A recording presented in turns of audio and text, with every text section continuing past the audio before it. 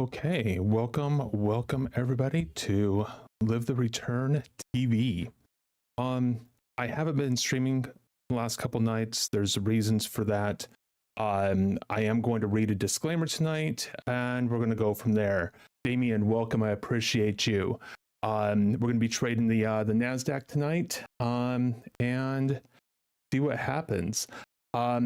Please be advised that all content disseminated by Live the Return LLC and its affiliated entities is intended solely as general information. None of the information provided by Live the Return LLC and its affiliates entities should be construed as a investment advice, be an offer or solicitation to buy or sell any security, or see an endorsement, recommendation, or sponsorship of any particular security, company, or fund.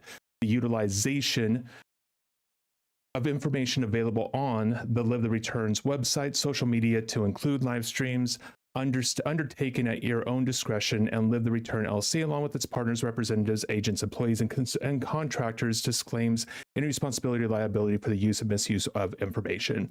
This is for educational purposes only.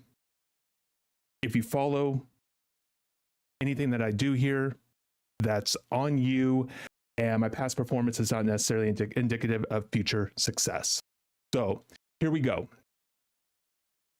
We're going to do something a little bit different tonight than I've done the last couple of nights. All right. And what we're going to do is we're going to trade price action. And I'm sitting here on a 5-minute chart right now on the NASDAQ, and we're going to trade price action in terms of each one of these bars. I'm going to talk to you about what's happening in each one of these bars, what we're looking at, what it means, and then what we're going to do when it's time for us to actually take action in the markets. We're going to trade. And here's the point of trading, all right? Especially in these types of time frames. Perception. Perception matters. The moment we get ourselves emotionally engaged in the markets, emotions has a tendency to change on our perception, the way we're perceiving the charts. The moment that happens, what we think we see, what we do is going to be different from what we will look at it without having those emotions. That's the fundamentals of trading psychology. And if you don't understand that portion, you don't understand psychology in context of one, markets, two, high performance careers, such as athletics, sales, surgeons. These are all high performance positions, and high performance positions like trading is highly psychological more than anything else. And what we're going to do is we're going to engage ourselves in a highly psychological environment such as trading, and we're going to allow ourselves to start building new habits so we can start doing what we say we're going to do in other areas of our lives. Because one of the things we have to understand is trading is a lifestyle. What does it mean to have trading as a lifestyle? It means what you do in trading, you're going to do in life. And if you're not doing the things that you want to be doing in trading, you're not doing the things that you're doing in life, trading is a way you can practice to start doing those things. For example, you have a job, right? You go off and you do your job. Well, let's say you want to start a business and you're just not starting your business. You're not doing what you say you're going to do. Why? Emotions, whatever it is, perception triggers, subconscious patterns kick in, those habits and routines determine the results of your life, and it's exactly what happens in trading, and we're going to show that here. So what's going on? Market's coming down, going to close probably within near its low. When the market closes near its low like this, we're looking for a little bit of a pullback, and then we want to be short, going in direction of the momentum of the previous bar. Because this bar closed at its low, we may not get that pullback, and that's just fine. I'm not going to chase a trade. This is how we're going to trade this. We're going to trade it bar by bar, and we're going to see exactly where we want to enter, why we want to enter, and how we're going to manage the trade after we entered. I didn't enter this because price action right now is coming down pretty heavily. And if you look at all the triangles in my chart, yeah, guess what? Those were all trades that I took today, doing exactly what it is that I'm doing right now, trading each one of these bars. What's the results? Here, I'll show you. I don't want to show you the actual screen itself because I have a count number up there, but there you go. That's what I ended up doing today in the US session from, I don't know, what was it, 9:45 until 10:45, somewhere right around in there. And then I took some trades as well throughout in the afternoon. So that's what I'm doing, and that's why I'm doing it. Now, this bar where it's at broke the low. And if you're trading this in this methodology, you want to be very, very careful with your money management. This is much more of a scalping position. Why am I doing scalps? Because day trading itself and looking for your longer moves, you need to understand what's happening within the market in each one of these bars and the psychology that you have within each one of these bars before you can go off and take those longer moves. Why? Because when you get into an area of interest and you're interested in that area and you go to try to enter, you're going to be perceiving information as it's going down there, and you're going to be reading the charts in a particular way. That reading of your charts is either going to be aligned to your methodology or it's not. And when it's not, because you're emotional, you're going to be making mistakes in those areas. Bring us back away from those mistakes. What we're going to do is not mindset, and we're not going to be talking about emotions and all those things. We're going to do an absolute shift, not a shift in mindset. We're going to do a shift in focus, because focus is what changes habits. And when you start focusing on the right things, what happens is you automatically start doing things more aligned to what you want instead of your perception taking over and taking action the way that you normally would in the context of your habits. This is why when you look back at a chart, I'm like, man, I should have done that. Why didn't I see that? You didn't see it at the time at the live edge because your perception shifted. And once you can see the rest of the bars and you're not emotionally charged, what happens next? What happens next is you can turn around and start taking the action that you wanted to at the live edge, not just seeing it after the fact. And so in that short position, have we gotten that little bit of that pullback that I was wanting and then going short? You want to trail your stop in these positions because these are very fast, these are very quick, and we don't know where they're going to end. The whole point of trading is we don't know what the next tick is going to be. If you don't know what the next tick is going to be, you don't know what the next tick is going to be after that or after that. What makes trading so difficult and emotionally engaging is because trading is all about unknown.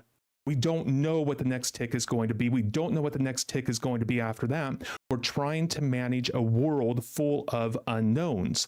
And what happens in daily life when we get into unknowns? We get stressed. We get emotional. What happens when we get emotional and stressed? We do not act and do the things that we want to be doing. And the same thing happens in trading.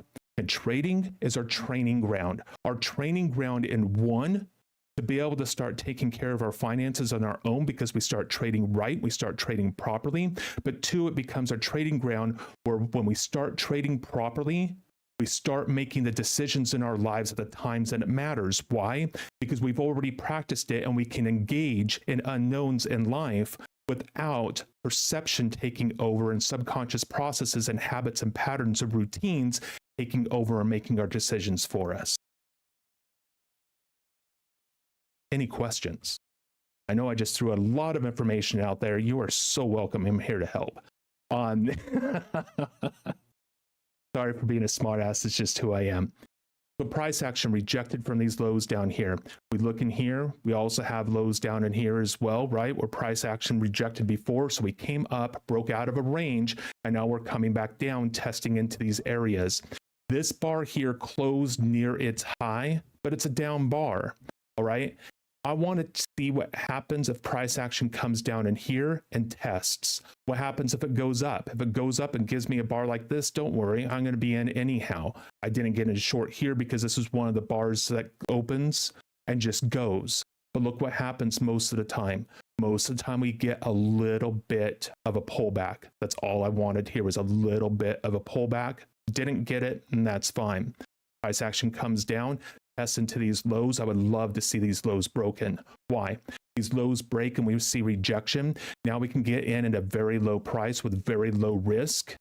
And we have plenty of room for potential profits to start bleeding out that risk. The whole point of trading is when you're trading futures, you're trading anything other than stocks, and it has to be a cash account. But if you're trading anything on margin, here's the problem. All right. You don't own anything.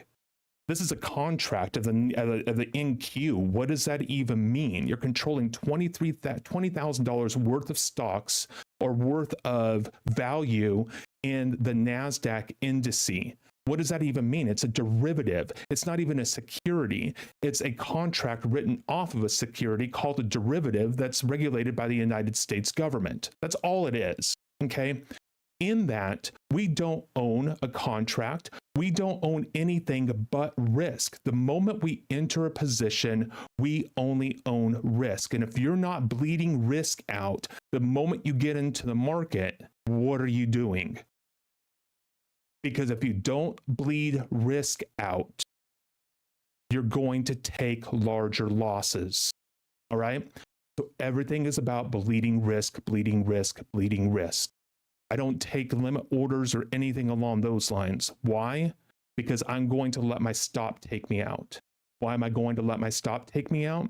Because I don't want to guess of where this market can go. This is all about catching a side of momentum. And then when you're in momentum, you trade the momentum as it's going with you until the momentum stops and starts to retrace. You don't know where the retrace is going to take place. So what do you end up doing? Getting out of the market with profit. That's all it is. Bleed the risk out of the initial position, get to a free trade as quickly as possible, and take profits on those free trades. If you can do that consistently, and you have a methodology that pretty much gets you in at every single bar, well, guess what? Eventually, you're going to, law of large numbers, you're going to have more positions that go in your favor to offset the risk of the stops on the other side. And if you're good with your risk management, you bleed out risk, you should be going to break-even trades really quickly. We're going to read this market. So I could go over to a footprint chart. I don't want to confuse anybody. I don't want to add in any more difficulties to trading than it actually needs to be. Trading should be really easy, really, not easy, simple. Just because something's simple, it doesn't mean it's easy. Trading should be simple. Your methodology should be simple. The way that you're looking at the market should be simple. The moment you start bringing in complexities is the moment you're going to start hesitating and asking questions, the moment you get emotional. All right? We're going long on up bars and we're going short and down bars, and we're not doing things when the market is showing a level of indecision. If there's indecision in the market, we should be indecisive in what it is that we're doing. And the moment we don't have clarity, we shouldn't be acting. If you're acting without clarity, you're guessing, you're gambling, you're not trading. Trading is not gambling. Why? Because trading is a business. How is trading a business? Because you own risk, you limit risk, and you allow risk to take you out of the position. That's a business. It's not gambling. Gambling is, spinning a wheel and betting red and black, and the casino is in its own favor. That's not what we're doing here. And if you're gambling in the markets, just like going to Vegas, you're going to lose. Vegas wasn't built from payouts. Vegas was built from people losing money. The markets are here because people lose money, because the CME, the CBOT, the exchanges themselves are only there because they make money.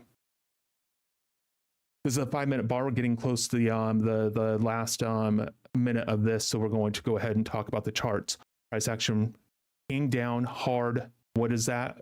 A wick. What is a wick? Rejection. Price action came up, rejected, and closed above its open. That's all it did. Okay. We have rejection below us, rejection above us. For momentum to come into the market, we really need to break out of this side of the momentum or this side of the momentum. I'm not interested until we start getting directional bars. And these are in directional bars telling us long and short in a 27 to a 63 point range from high to low. If you try to trade that, you might have an edge of about 10 points. 10 points is not enough for momentum in the NASDAQ for me. I'm sitting on my hands. Are there any questions? I have a lot of people joining in here. A lot of people, that are that are in the chat. If you have questions, please ask. Radius, absolutely. It could possibly absolutely be a sell, right? But it could also be a long. We don't know because we don't know what the next tick is going to be, right? I'm a value trader. That's what I do. I use multiple time frames, higher time frames, and I trade value. But what can't you do in a imbalanced market condition higher if you're trading value? What don't you have? One, we're exploratory highs, so we don't have any volume profiles to look at on the right-hand side, right? We just don't have any volume profiles at all. Not only do we not have volume profiles, but what we don't have is, where is it? Hold on a second, I'm trying to get you a chart that I use as well to show you what I mean. There we go. Is this it? This is a 15 minutes, go to a 30.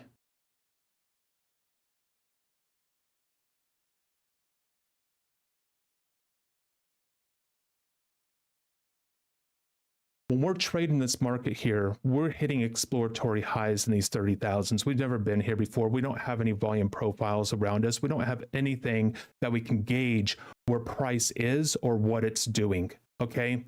Nothing to go off of. And if I don't have anything to go off of, and I don't have an area of balance where I can see value area high, value area low, where I expect price to reject, where I expect price to move back into value, move back into fair value, if you will, into VPOC, where most price has been, and having magnets, then my trading system is broken.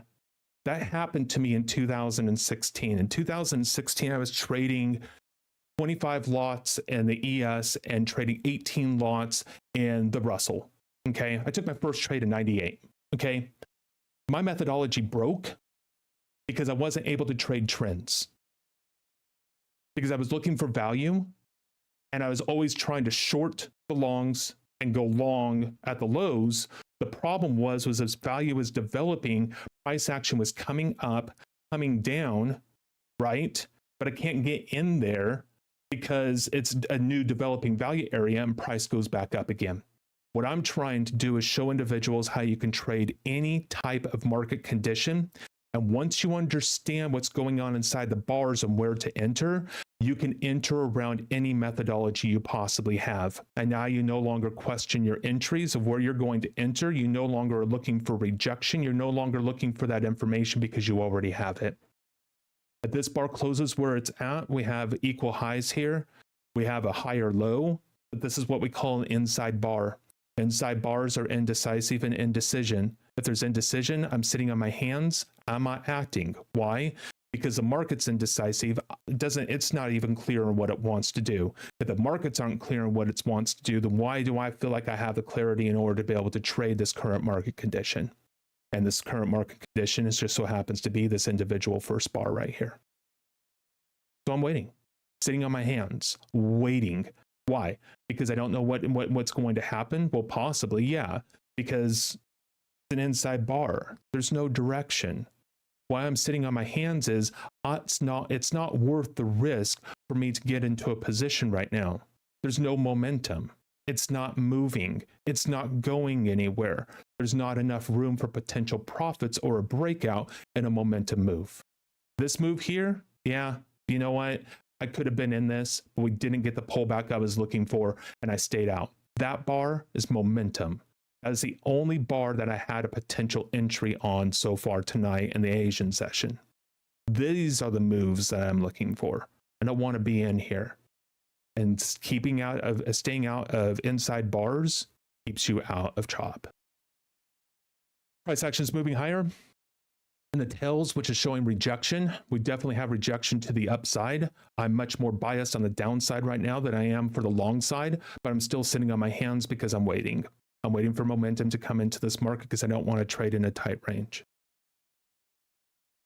There it is. That is the methodology of why I'm here. And I'm not here for, really so much to teach trading or doing anything along those lines. Trading is one of the, if not the most difficult thing that I have ever done in my life. I've been to Afghanistan. Trading is so much harder than anything I did over there. So much harder. Trading is one of those environments where you really have to be able to learn to, and this isn't even possible, control perception. And if we allow perception to be controlled for us, we're going to perceive the charts differently every time our emotional internal network shifts.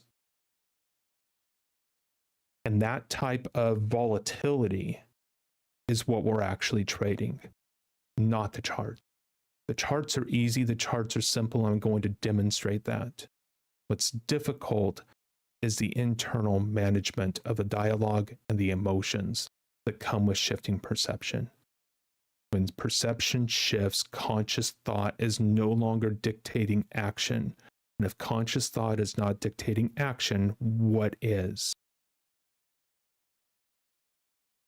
Habits, routine, subconscious processes. And subconscious processes is not your conscious mind. It doesn't care what you want. It doesn't care if you want profits. It doesn't care.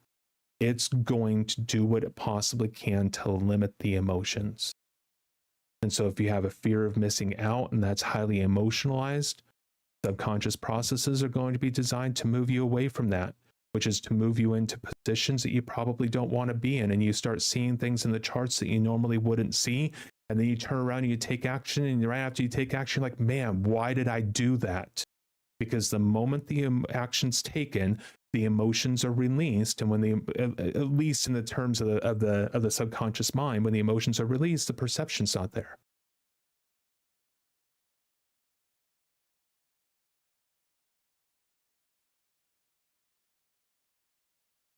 And that's trading. And that's life. Anytime life gets emotional. And that's what I'm here to demonstrate. And that's what I'm here to help people through. People don't need help trading. If you don't know how to trade, there's plenty of books out there. There's plenty of gurus. Go talk to them, learn from them.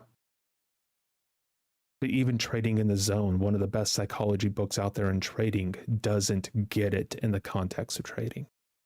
It doesn't get it. What is the book? James Clear, Atomic Habits. Great book. Great book, great information. But how do you do it? How do you handle the cues? How do you know that the cues are triggered? How do you shift? It doesn't teach you how.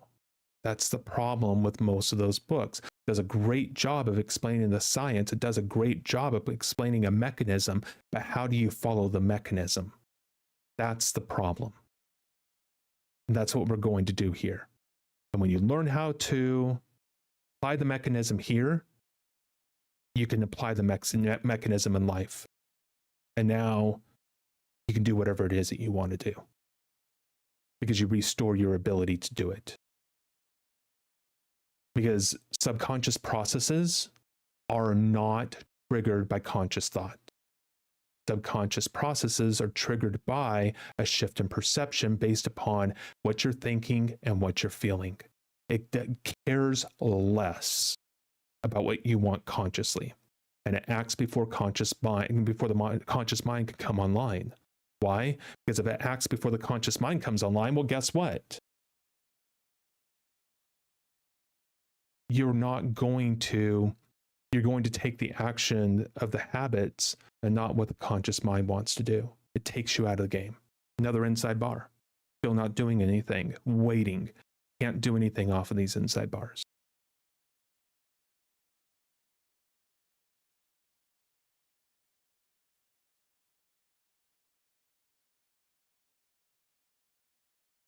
I'm expecting this price to come up, test the highs. But I can't do anything because we have indecision in the market. I can't even manage myself when I become indecisive. That's why I have a rule in life. If I'm not clear, I don't act.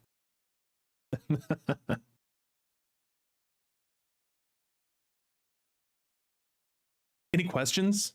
Anybody have any topics they want to talk about? Because this market's going to be slow tonight. Why? I mean, we closed in fair value. Price action came down, closed below the lows, came right back into the 15-minute opening range fair value of the market. And it's been trading in that range all afternoon. So what are we doing? We're waiting. We're not doing anything. We're just waiting. And price action's coming up and testing the highs right now. Maybe it will break out. If it does, great. Now at least I can start doing something. But until it does, just wait. It's not worth it. It's not worth trying to get in, because where are you going to manage your risk? Where is this market going? You know, radius is like, you know, gamma pinned at 30,050. Beautiful. Absolutely. Trading options, most definitely. Holding things overnight, absolutely. But when you're day trading, where are you wrong? And when you are, how do you manage that risk? I'm going to show you exactly where you're wrong when I enter these positions. Not you, but where I'm wrong, right? Now we just broke out. Beautiful. We broke out and we have 3 minutes to wait for this bar to close. Right now it's trading at its high. Why? Well, because it's strong, because buyers are engaged in this market right now. Does that mean they're going to stay engaged? No, because they were engaged here, and look, they came back and rejected the highs. Buyers weren't there, sellers were in control, but then sellers weren't able to make a lower low. So if sellers aren't able to make a lower low, who's actually in control of the market? Not the sellers. That's why we're back here testing. And now look, we just did a little bit of a range extension here, but now is this going to be just a false breakout? You know, what people call, you know, a stop run, right? See, we don't know. We don't know what the next tick is going to be, and we don't know exactly what's causing any of this movement in this bar. And we don't need to know. What we need to know is where it's closing. Where is it closing at? And once we know where it closes, then we can decide if we want to act or not.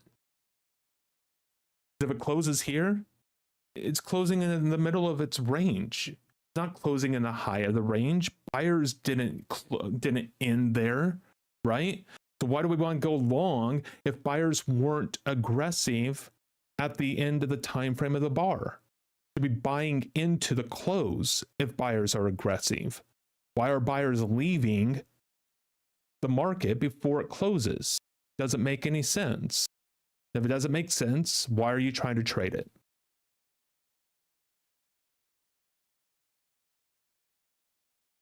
Oh, this is a really good example, right? It opens, immediately comes down, right? Comes down strong, pops up, rejection, rejection again, down bar closes near its low, wouldn't break this high. So buyers came in, raised price, couldn't even raise it enough above this high, closed near its low. You should be anticipating the next bar is going to be coming down. Let's see what happens here.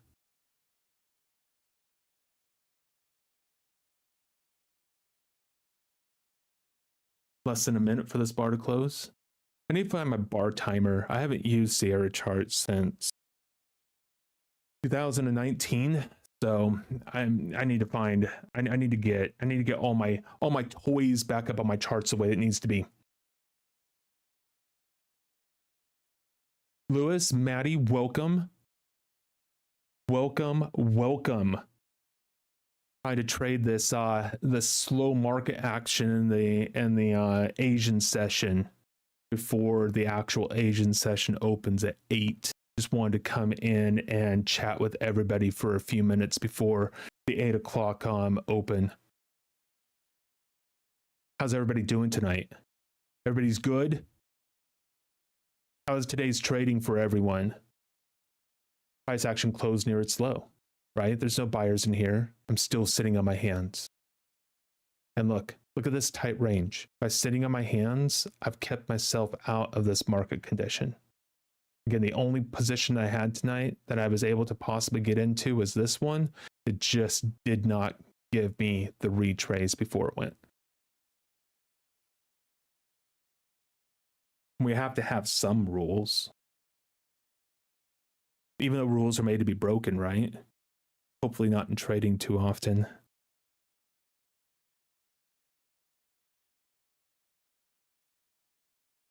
And I should probably come over here. I didn't set up my green screen tonight. I'm being lazy. Usually I have my green screen so, you know, you can still see the charts behind me. That's why I use the green screen. This back here is my recording area for my my long form and short form videos that I do.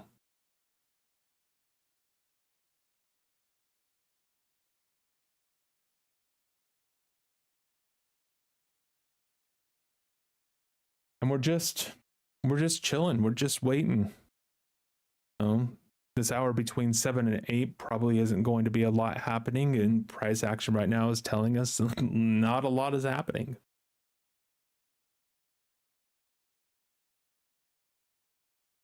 If you guys have topics you want to talk about, let me know. I just went on a nice little rant for what, probably about 45 minutes on trading psychology and nothing to do with, you know, mainstream trading psychology stuff or anything else like that. No mindset stuff, no, you know, any of that, because I don't know about you guys, but I've worked on myself a lot to get to the point in trading where I was in 2016, 2014, 2010 to 2016 actually.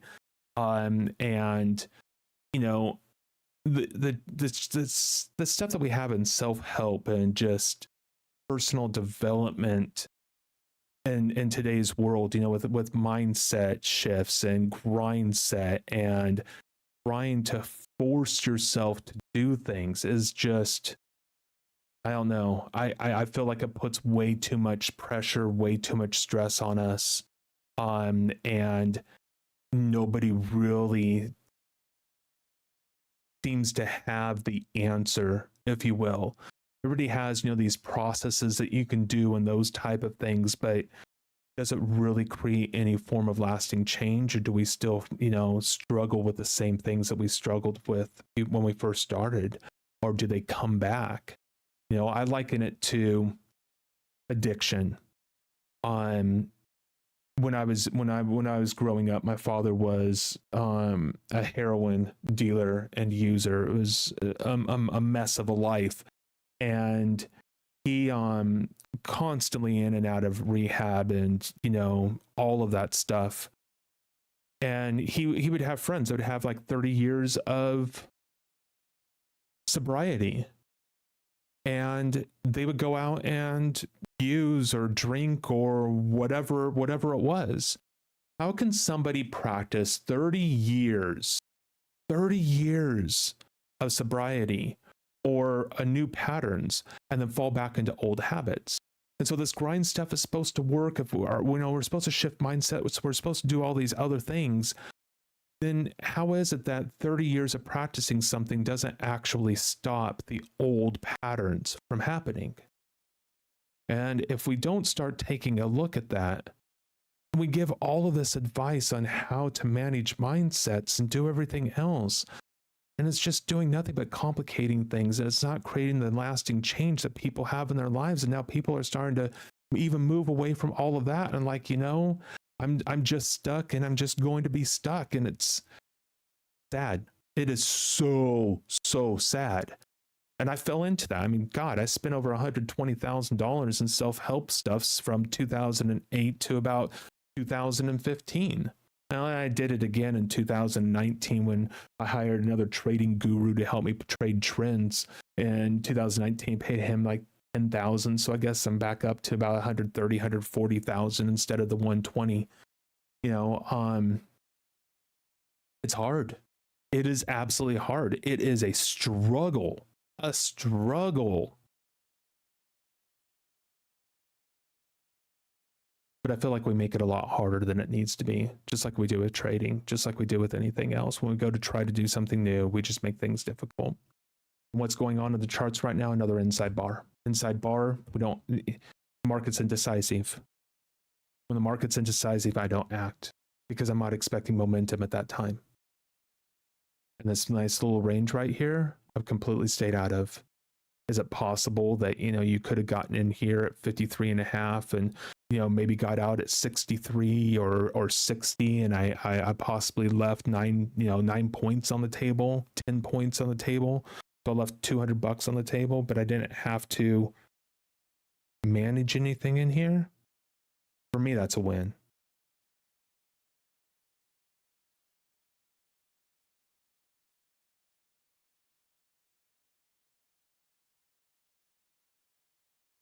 So what is going on? What is everybody up to in the world today?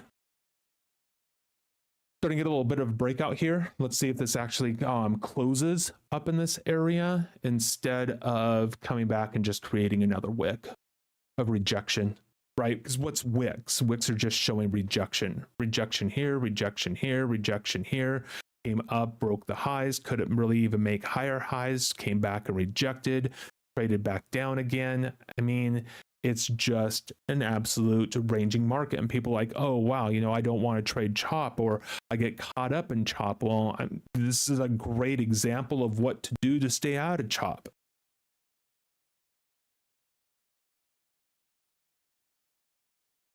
And why do I stream? Because when I trade, I have a tendency to talk to myself a lot. Why? Because I'm talking about what's my inner dialogue, what's going on, what my subconscious mind wants me to do, right? The voice, not the voices in my head, right? Like, oh my God, I got voices in my head and I'm crazy. No, but we all have inner dialogue. And I can't see images in my head. There's a name for it. I can't think of it right now. It starts with an A. You can Google it. So my internal dialogue is stronger than most people's, but I talk it through. So, trying to be aware of internal dialogue is like next to impossible. But if I speak the words that it's telling me, I can consciously choose if I'm going to listen to them or not. And sitting here in this chair talking to myself, after a while makes me feel like I'm crazy. But if I talk to myself, in a group of individuals, now I'm talking to you all and not myself, and I'm not crazy anymore. That's my justification. So leave me alone. All right. Price action is breaking out of the high, right? And let's see if we close above this area. Okay. If we close above this area, then we could be looking for a pullback and a reason to enter a long position, moving into the direction of the current close momentum. And we have 2 minutes before this this particular bar closes, and we're just going to sit here and wait and see what happens.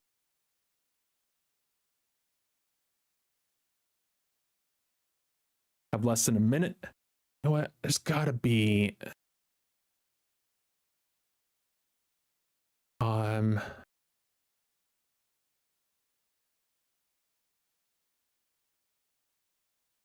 gotta be a bar timer or something.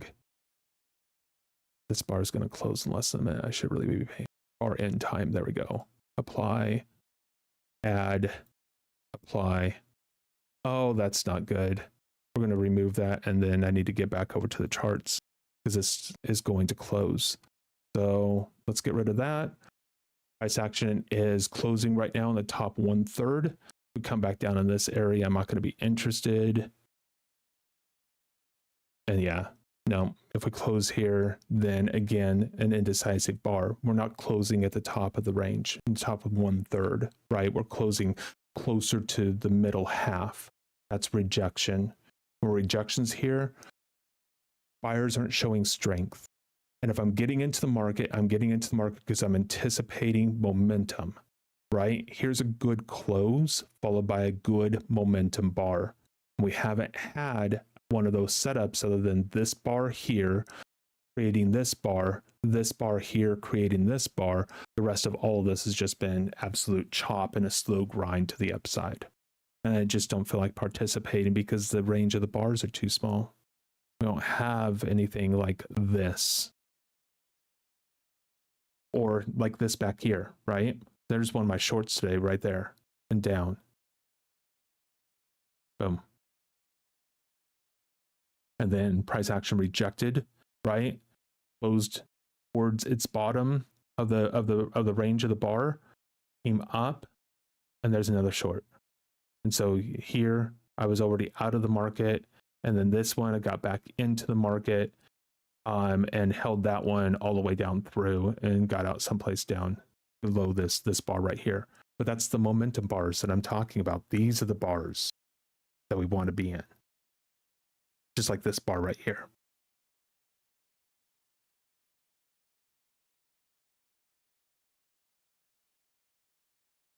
Four minutes until the bar closes. Anybody have any questions? Want to talk about things that you're seeing in the charts?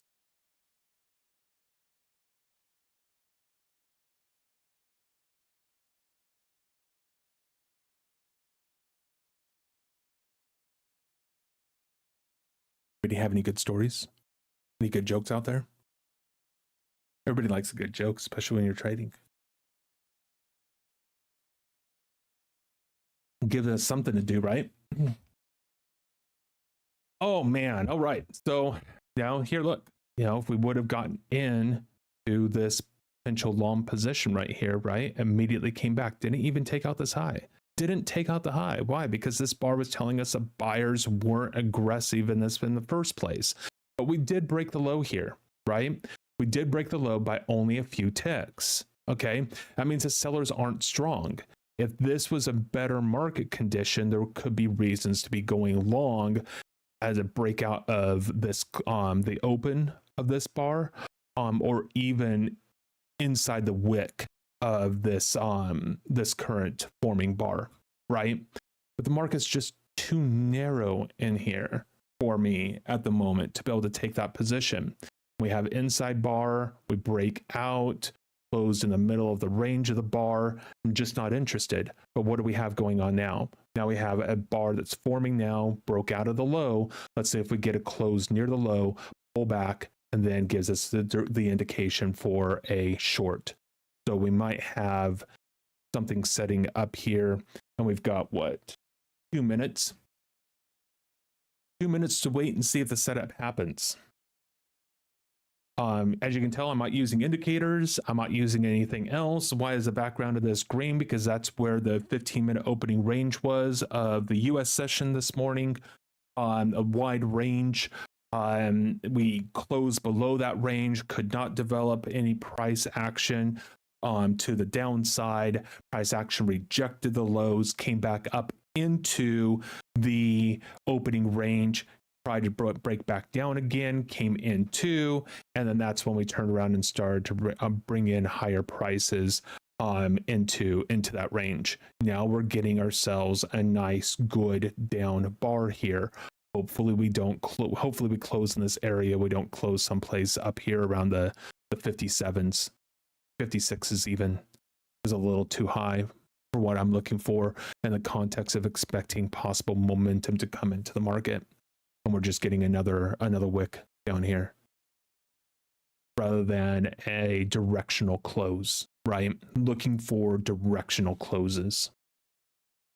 As we don't have a directional close, what do we have? We got a market that doesn't know what it's doing. And I don't want to be trading a market that doesn't have an indication of what it wants to do. Delta actually came up nicely. We got positive delta in the at the 6 p.m. open. I don't even know what that 6 p.m. open is. What does everybody call that these days? Yeah, the 6 p.m. open, but then the Asian session doesn't start until 8, and really the Asian London session 7 and 8. So here it closed in the middle of its range. Had it closed down here, I'd be waiting for a pullback and then being able to short this bar. But I'm not doing that because we didn't close in the bottom portion of the range of the previous bar. Why is that important? Telling us direction and potential momentum coming into the market after that direction. Because I don't like to get into bars, and the bars at the open become really rotational. That's why I like to wait for pullbacks. Why I was waiting for one here and just didn't get it, right? because I don't want to get in down here and then it pops up and it becomes rotational. Because now where do you manage your risk? Do you manage your risk from this high, from this high?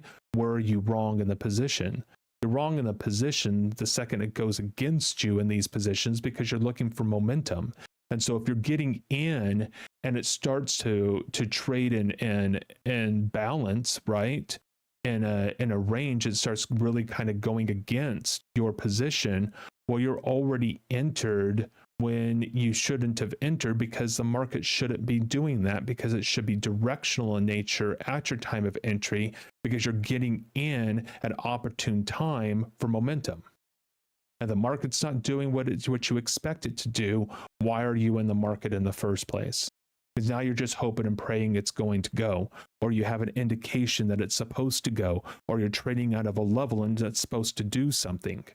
Well, the market's going to do whatever it's going to do. We don't even know what the next tick is going to be, or what the next tick is going to be after that. I don't know if the next tick is going to be up tick or down tick. I have absolutely no idea. Nobody does. We can sit here and guess, but it's like flipping a coin. Law of large numbers, by the time we get 100, 200, we should be at about 50%. But I mean, it's a crapshoot. Nobody knows what it's going to be. Well, if we don't know what the next tick is going to be, how do we know where our levels are going to hold? Maybe they hold with 60, 70, 80% accuracy. Okay, beautiful. So you can trade at 60, 70, 80%, but you still have money management because you know you're not trading at 100%. This is where I feel like traders really start to complicate things. And I think trading should be a lot easier than what we make it. And that's what I'm trying to demonstrate here. I'm not trying to demonstrate a trading methodology or anything else. I'm trying to demonstrate ease, and I'm trying to demonstrate how our psychology, how our perception can shift when subconscious mind gets triggered.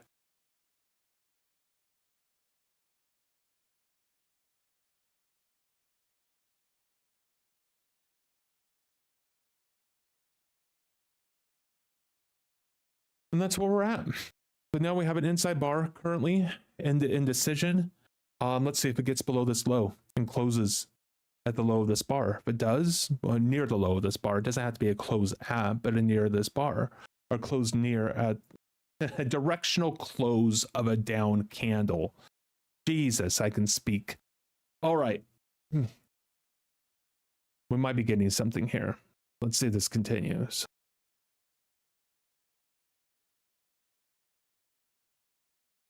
You need to see price action break the 46. And right now we're just rotating, this low volume node up here into this high volume node, rotating back down again.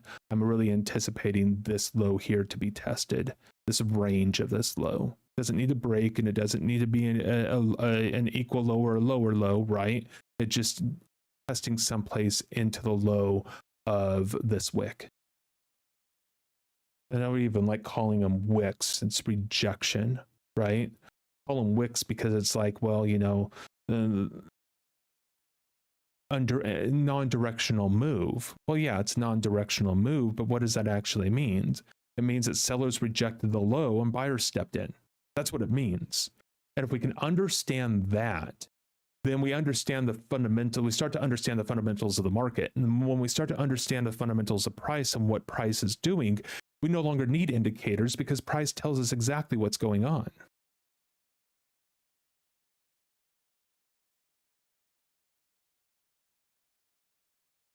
And so now price action, we have this bar. It's going to be closing in less than a minute. It's just closed inside bar, and decision, we wait.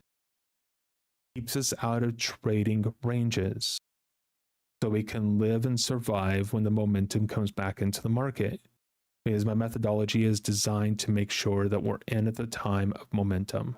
Missed some of the positions like this one right here because we didn't get the pullback, right? That's okay. It's not a missed opportunity. That's somebody else's opportunity. Every tick in the market offers an opportunity to possibly get into the market. We don't need more opportunities. We need to be able to decipher what opportunities we want to be in based upon the results that we're looking for. And people are like, oh, well, I just want to make money trading. Well, beautiful. That's not a result. making money trading is not a result, right? You can't start a business and say, okay, I'm going to make money. It doesn't work that way. You can't go to Vegas and say, hey, I'm going to go gamble. I'm going to go make money. It doesn't work that way, right? Because we don't know. We don't know what is going to happen next. We don't know what the result of our decisions are going to be until after we've already made the decision and time has lapsed and it tells us what it's doing or what it's done. See, right there, that bar, right? Quickly down, right back up again. That's not momentum. That's volatility. Volatility is fast price action that's not tradable because it happens too fast. Momentum happens over time, gives you a chance to get in, and then it turns around and starts working in your favor. This is why I'm a momentum trader. I also trade balance. The problem with trading balance and auction market theory and value is when the market starts to trend, it becomes an imbalanced market condition. How do you trade trends when you're looking for balance? It doesn't work. And so this is why I went to this trading methodology that I'm using now, because I can trade this in any type of market condition. I always go back to my auction market theory when I have an area of value to work off of, but I don't have an area of value to work off of right now because we're in exploratory highs. And exploratory highs, we don't have any volume up there. So I don't have any areas where I can look for rejection or acceptance. And I don't have an area of value. All I have is a trending market that's coming down sometimes and going up. Okay, beautiful. There's a lot of momentum in that. Let me trade the momentum. And then when that momentum subsides, the market starts to decrease in its range, right? Now I can turn around and start trading value again, looking for the better opportunities, just like I'm looking for the better opportunities right now when it comes to momentum. It's being able to understand price action, read price action, and let price action be your leading indicator to tell you what methodology you're going to trade, rather than trying to take a single methodology to every single market condition, because no methodology works in every single market condition. You have to be able to adjust.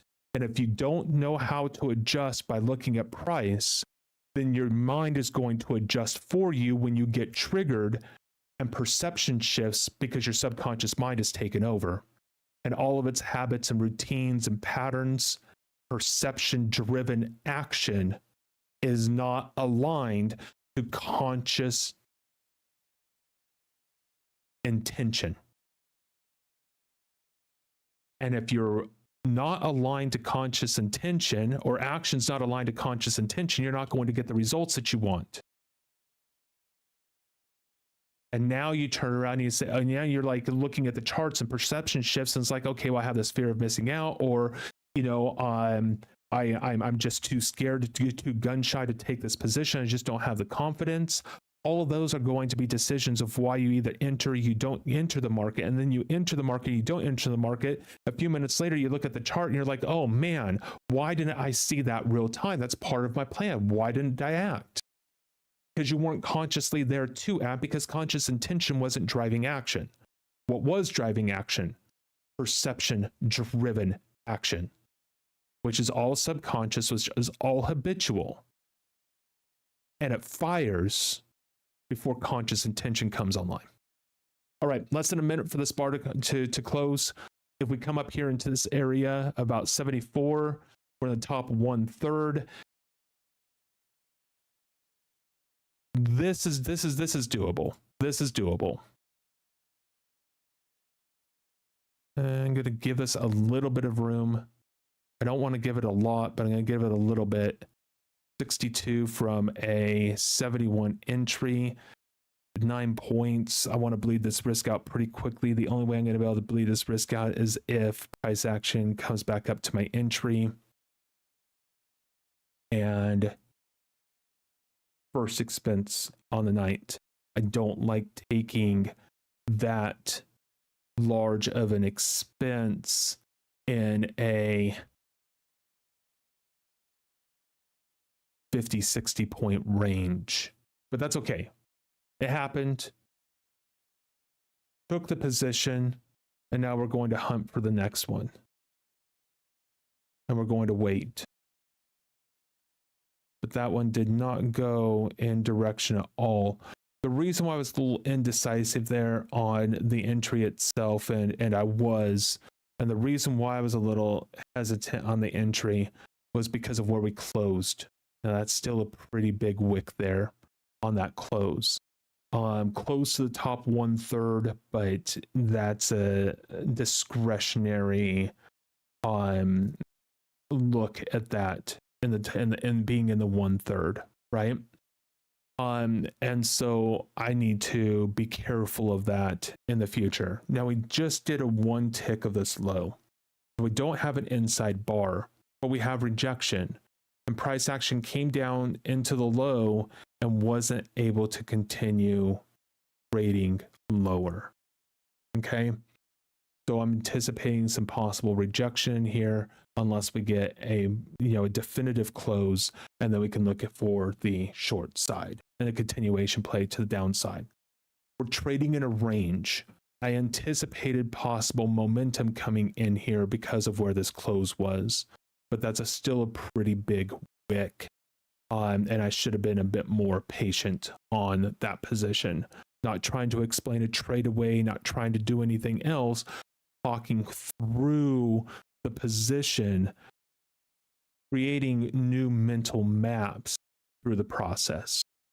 Do you understand neuroscience? That's exactly how we change the brain. We don't change the brain through shifts and positive mental mindsets and positive thinking and those type of things.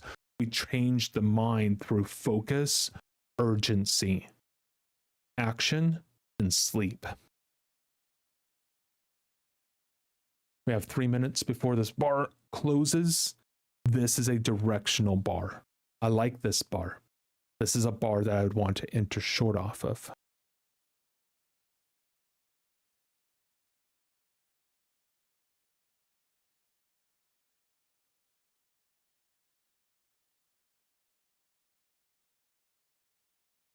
Two minutes.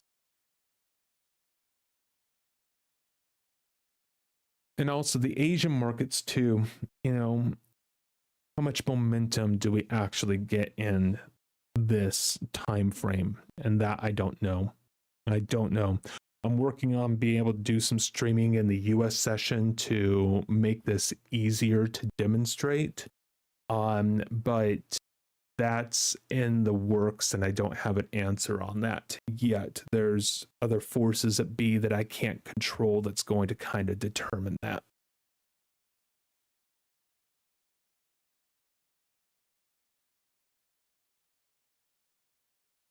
Would like to see this close near the low and not give us much of a wick. Like, that's not a very big wick. This is starting to get a little bit iffy. That one probably shouldn't have taken. This is now way too big of a wick. And look, we're closing right above the low of the previous low that we're trying to break, and we couldn't even break this low down here. Not breaking this low down here, we could have been in a long position. But I saw that too late. See what I'm talking about? Perception, right? And how perception shifts. I was hunting for a particular short if it closed down here. I wasn't even looking at this previous low.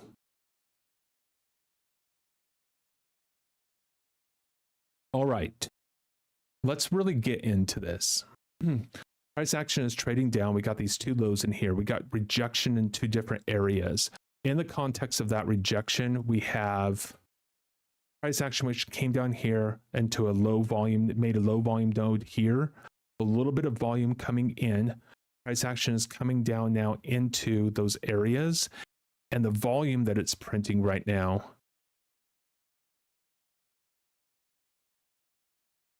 is pretty low volume down here at the lows. We got the more volume up here. In the prior bar, we came right into the low volume and rejected. Okay. Coming down there now, we just broke, right? So I want to see what happens if we break this low, and I want to see where volume is at that point in time. right? But we didn't even break the low. Now we have reasons to be long in this market. And now we have a place where we can actually manage risk, where I didn't even know where to exactly put my stop at in this position where I entered here, because there's really no place to actually put a stop. You can put a stop up here, sure. For a long position, you'd have to put your stop down here. If you try to put your stop down here on that long position, you got a really wide risk in that context. And so what I'm looking for now is price action to make a higher high, and I'm going to start bleeding risk out of this position. But I can't start taking risk out until we start moving higher. And why a long? Because we tested this low twice, rejected twice, came in lower volume test of this low right here. This test here came in a much lower volume, much weaker volume, gaps, right? So we have rejection and possible confirmed rejection twice now. Sellers can't bring that price down. But if buyers can't step in and we can't move, see how we're hitting these higher areas, but immediately price action comes down? That's resistance. That's not upward price action. That's resistance here at 38, and sellers are in control at 38. Buyers are in control down here around the 29.5s to 31s. But if we don't get into the 38s and break it, sellers are going to continue to test into the lower prices, and we're going to start making lower lows. Okay. And so price action at this point in time, we got the resistance here at 34. Okay. We just hit that, tested down lower, and then came back up into the 34s and tested back lower. What's probably going to happen? The 32s are going to break. And this is the way how price action works. And we can see it directly here in this type of price action. We don't even need to go into the footprint charts to figure this stuff out. Price action right now at support at 31. Okay, price action's coming now into the 35s. I want to put my stop between the 30, right below the 31s. Okay, price action below the 31s, I bleed out a little bit of risk. I still have the risk in the position, but we're still not breaking up above the 38s. The probabilities is that this low here and this low here is going to break. Why? Because price action continues to rotate higher, but into higher areas of resistance and pushing down, and buyers aren't bringing in price above. Price action continues to lower. Chances are we're going to break through the 31 just like that and then test the lows of the bar or the previous lows. Okay, again, that's just price action trading. That's all that is. Okay. And if we look here, we didn't actually break the low, so I got stopped out. We haven't broke that low yet, which is fine. All right. Now let's see if we break the high. We haven't tested 38 again yet. We're finding sellers at lower prices. Price action came down and tested and couldn't make a lower low, and now we're above the 38s. Now we can turn around and buy again. This is why I don't mind getting out early, because you can always get back in at higher prices.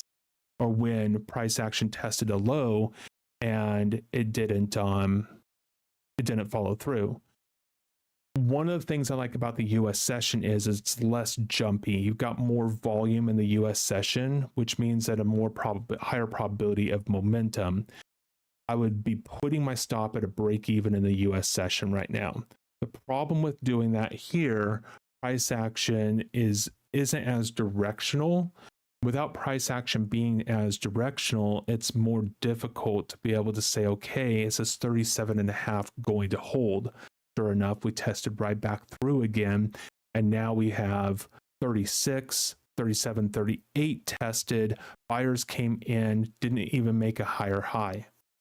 Okay, the buyers are not making higher highs right now. If a higher high is made, I can move my stop here to 35.5, and now I'm risking less than 2 points in the position. 2 points in the NASDAQ is not difficult to get back in a momentum swing. 9 points, a little bit harder. And even as it is right now, I only have a 4-point stop at the moment. Why did I put my stop here? Because we did come up above the entry. We did make a higher high on the bar. It was just a one tick high. I want to bleed risk out of the position because we're seeing resistance at the high. Price actions through the 38, back into the 35s. This is probably going to tick down now because we don't have buyers in this market. And this is one of the risks of trading this time frame. So let's see here, I'm up 411 points in the last 2 sessions. I was 437, so are we down 26 points right now? 9 points and another, now we're down 15. Let's see here, the first one was 9. And then this one, I forgot I had 3 trades so far tonight. 30.5 to 37, so that's 7, 9, that's 16. And then another 6 is 22. So 22 points down right now, which is not difficult to get back from. If we get down to about 40 points, that becomes more difficult to get back, especially in the Asian session. So I just need to be careful on my next positions. Make sure I get in with pretty tight stops. Now let's see if we break these lows.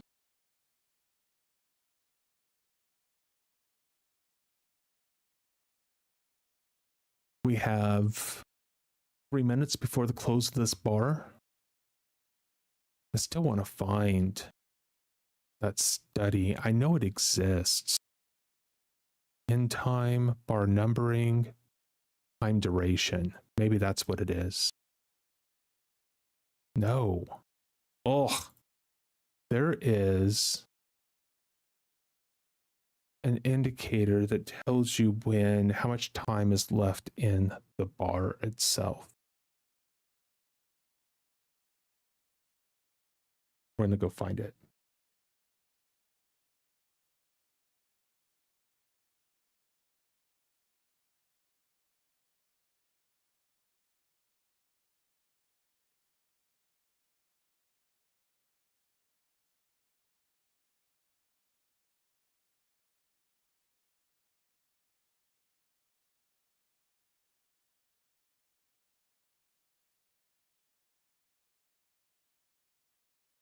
Right.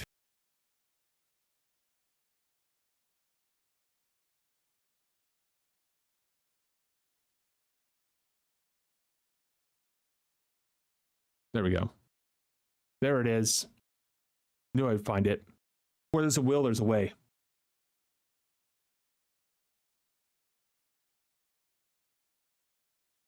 Yes, yes. All right, so what do we have? Price action is coming down. Let's see if we get the close where it's at. We're going to have a directional move to the downside. Looking for a little bit of a pullback and then that directional move to happen. Let's see if we get it. We printed some volume down here, which is nice at the low. That's always nice to see instead of just seeing, one print.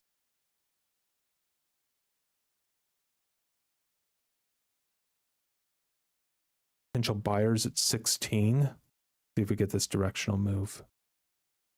33 seconds for the bar to close. I love having this. It feels so nice. I used to have that on my charts when I was a full-time trader. I was a full-time trader from 2008 through 2019.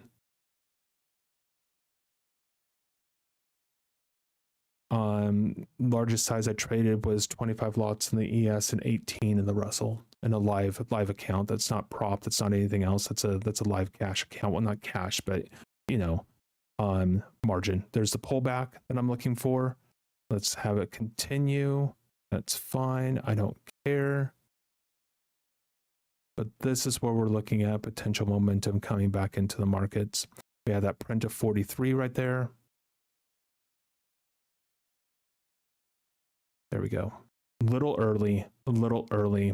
The only reason why I entered a little bit early there is because of this Asian session. Dang it.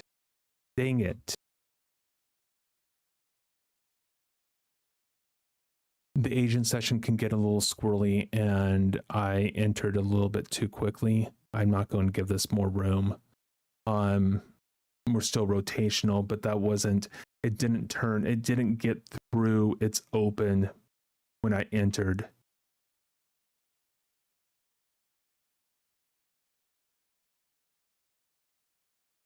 See, we don't even have a down tick. I didn't wait for the down tick, right? But a lot of times what will happen in the Asian sessions, when you get that down tick, it moves a whole point.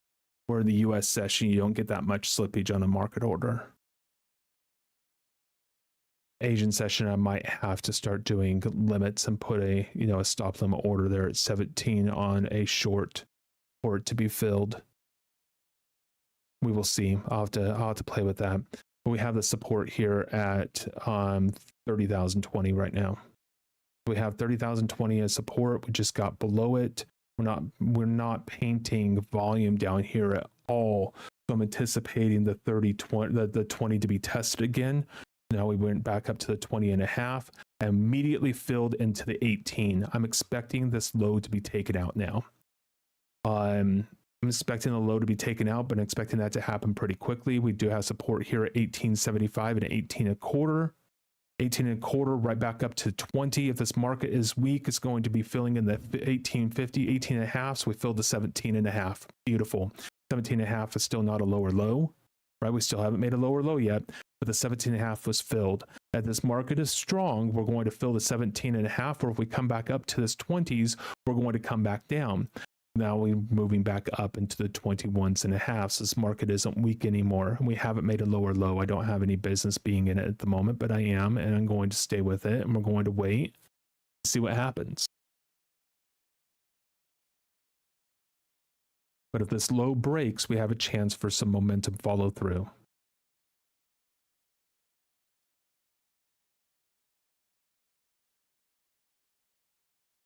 Dang it.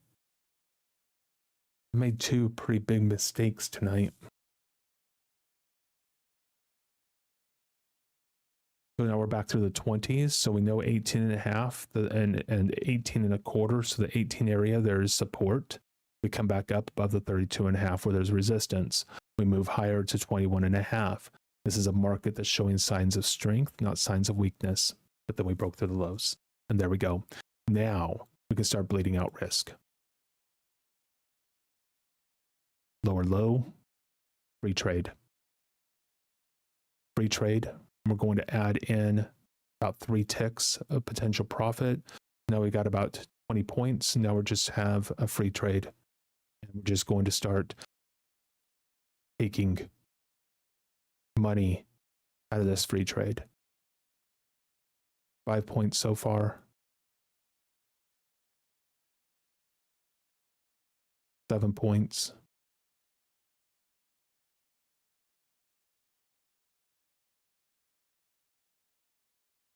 And came up and stopped us out. And there we go. Still down for the night. It's down 22 points, just picked up 7 points. So down what? 13 points. Let's see. That's how we want to be trading.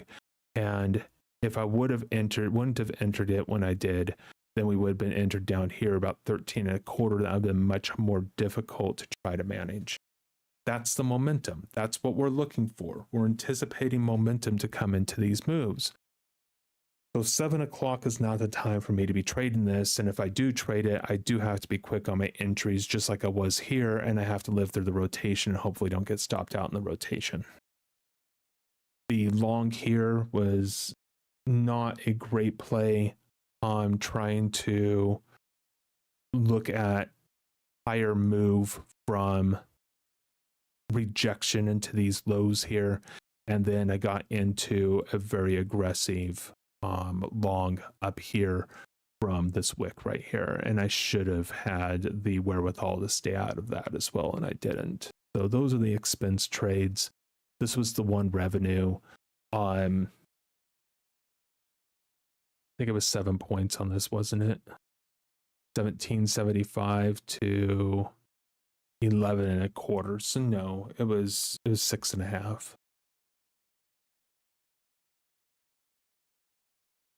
Those are our momentum trades, and that's exactly what we should be expecting have happened when we enter these types of positions. They should just go.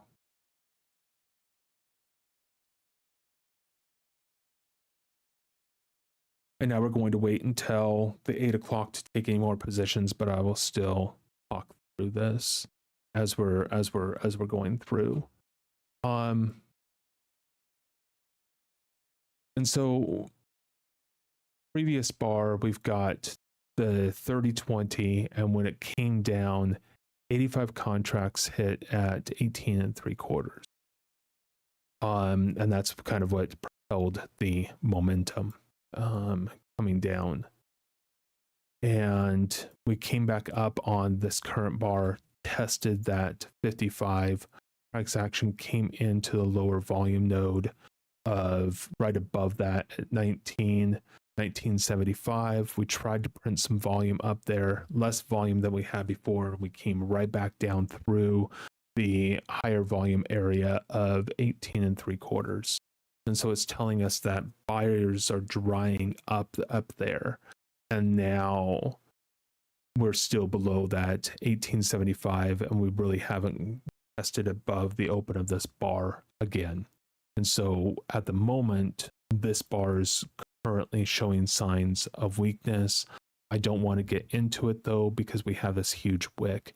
Had we closed down here and I got stopped out up here, I could be entering again on this position or on this bar, anticipating continuation to the downside. But with this wick that we have right here, I don't want to do that. But that's exactly what we're looking for, is this type of move. You know, same thing that happened up here on this bar, this big down bar. Those are the types of positions we're looking at getting in. Any questions about that? Any concerns?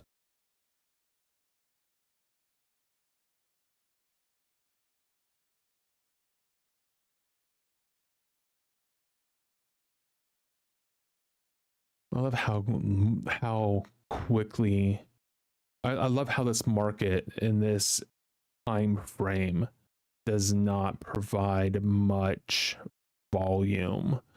You know, we went down there, we just tested what the 04 1/4, and not a single contract even printed there.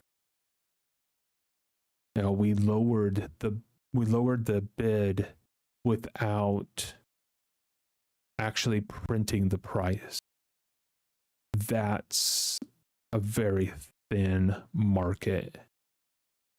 And the NASDAQ in this time frame is extremely thin, which makes it much more difficult to trade.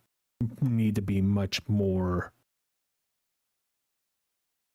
alert on your trades, less of this type of stuff of trying to buy these lows like this and rejection. And none of this wick stuff. You've got to be a lot more precise. The US market is much more forgiving in the context of momentum than this is going to be, because this market is just so thin in this time frame. I don't know if it's going to be thin like that at 8 o'clock. We're going to find out. This bar closes in 38 seconds. We have a potential continuation move to the downside here. Looking for this bar to close into this area, and if it does, looking for a pullback in the next bar, then a possible continuation move over the next bar. So the next bar to pull back first, and then looking for a continuation to the downside. This wick is okay based upon the size of this bar. I don't want it to close much higher than this, and I would love to see it close at or below this low. So we don't have a pullback here. It just opened and went straight down. And now we have the momentum, and it's gone without us. We didn't get the break or the pullback again.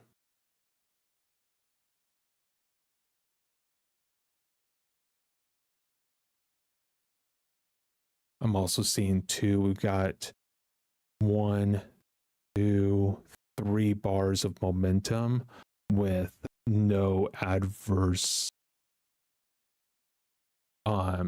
price action before the move starts.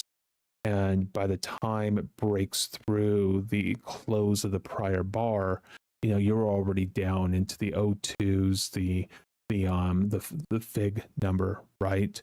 With, now you got to stop above 07 and you're getting in down here when really you need to get in down here. This is just, it's too thin to be trading this type of condition.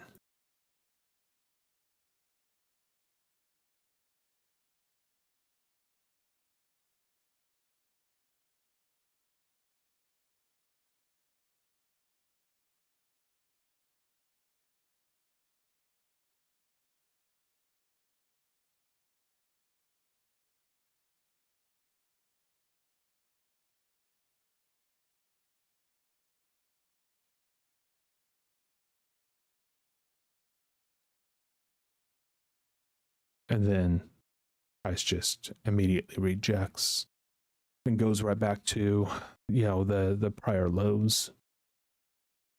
Very difficult trading in this time frame.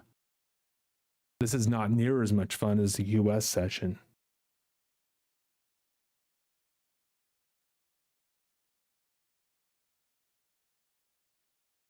Not near as much fun at all.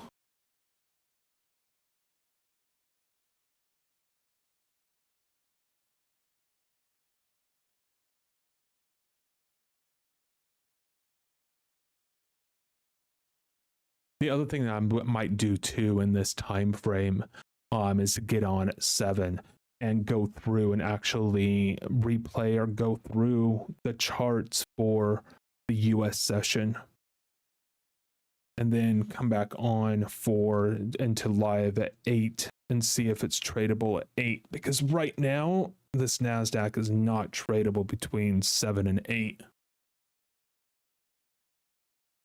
My methodology. I'm not saying it's not tradable. I'm saying for my methodology and what I'm trying to do here, it's not. It's not.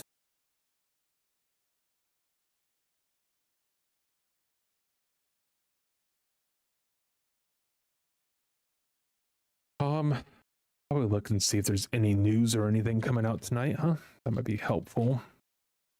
I've not looked at the calendar for today. I did earlier today. I don't remember. No, nothing.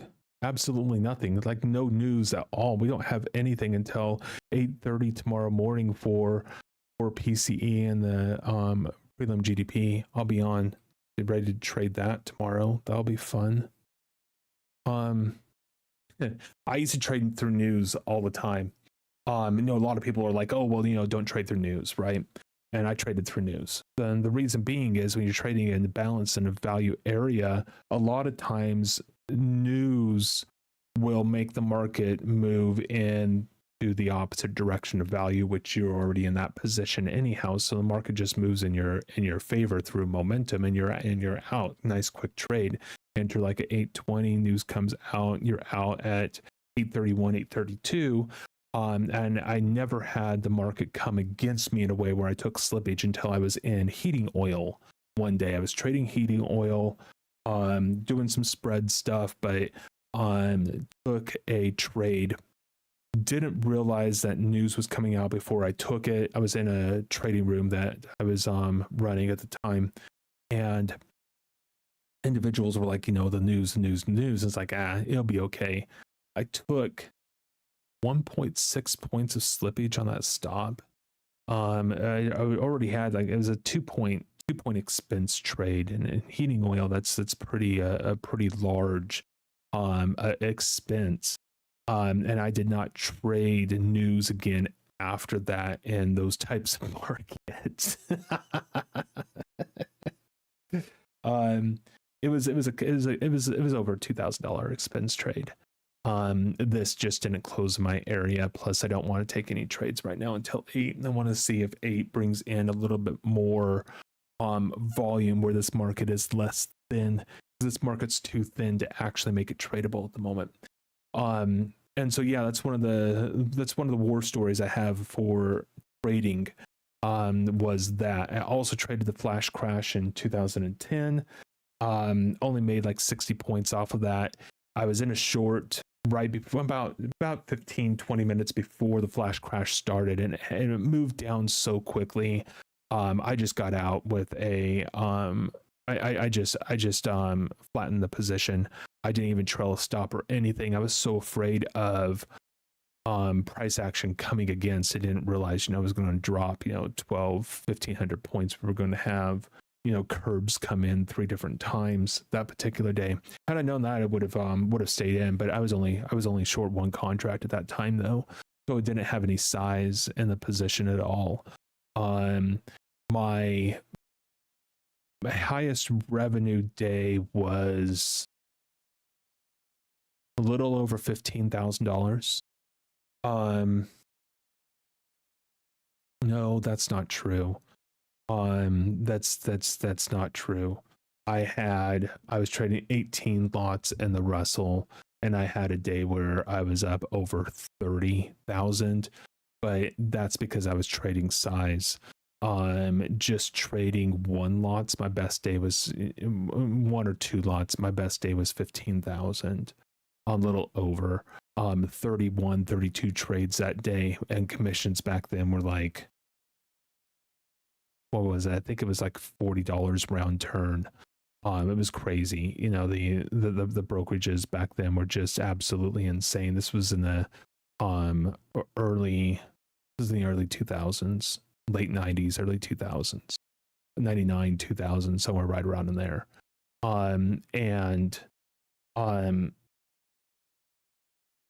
I got the commissions down to one place where it was like $30 round term. It was 15 and 15, but I took 31 trades that day, and I was up a lot. But I mean, you got to remember though, I was trading the main index because the minis weren't even around yet. So I was trading the S&P 500 main index. So back then we called it SPOO at $250 a point. So, 10 points is $2,500, right? And so, you do the math on that, and it doesn't take long to be up 60 points, and next thing you know, you're up $12,000, $15,000, $18,000.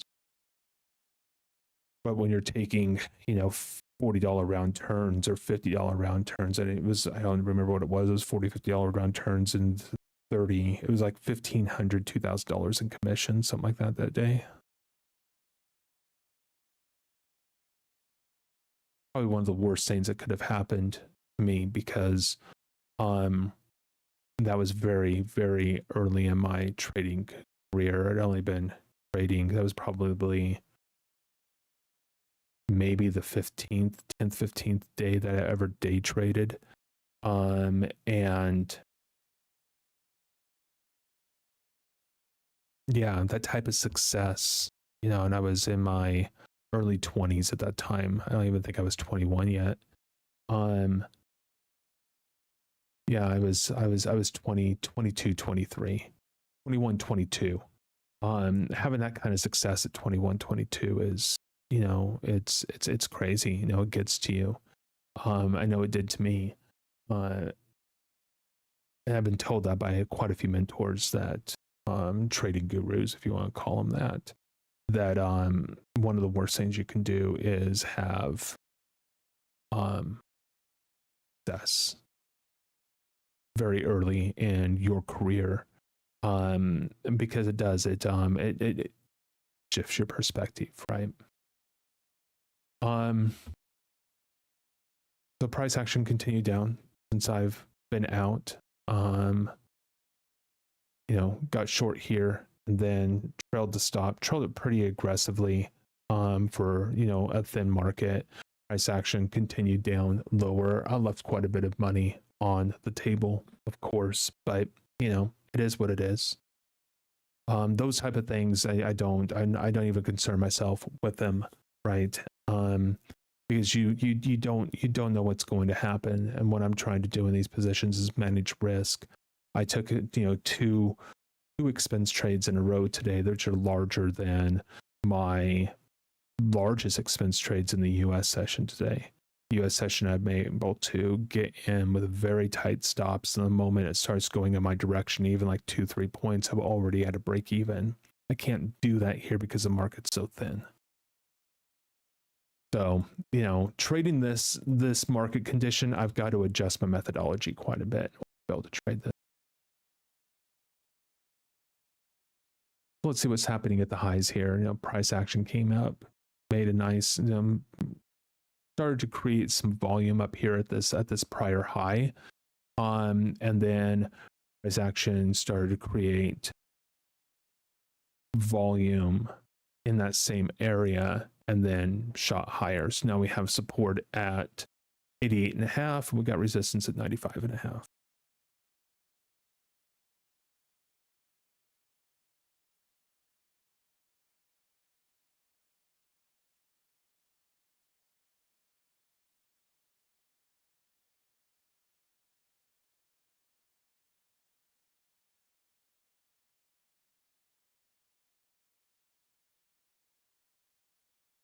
And then we have the high volume at 52 at 95.5.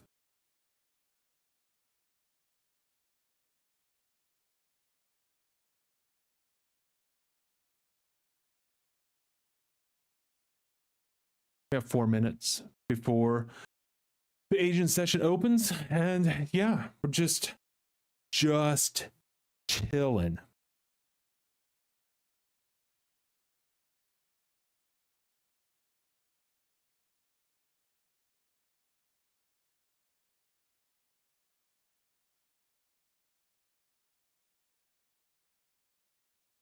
We do see some, we have a higher volume print up here at 98 that could be tested again in the context of just watching order flow. We have a low volume print right below that area, so it anticipated to come up, test that area, which it's doing right now. And now let's see if we came into the 95.5, back up to the 98. This market's strong. We're going to fill above the 98. If not, we're going to come down and fill below the 96.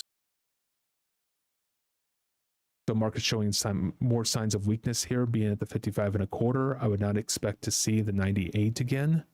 Now we just saw the 98. That tells us we're pretty rotational, but now we're at the 93, 94.25.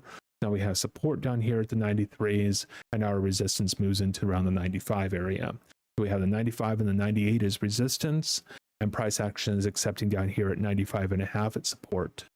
We'll see if we get through the support or if we get through the higher areas of resistance, test back into the low volume area of 02.5, which has already been filled.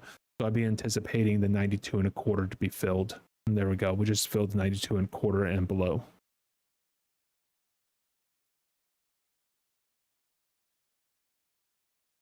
That's just a little, a bit of information in being in reading order flow. And then I have a footprint chart over to the right. I can't really show it from the perspective of TikTok, but if you want the full screen view, come on over to Twitch. You can see it over at Twitch.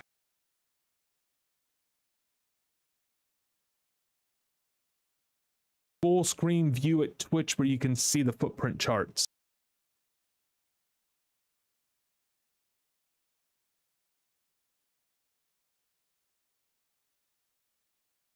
Let's see here.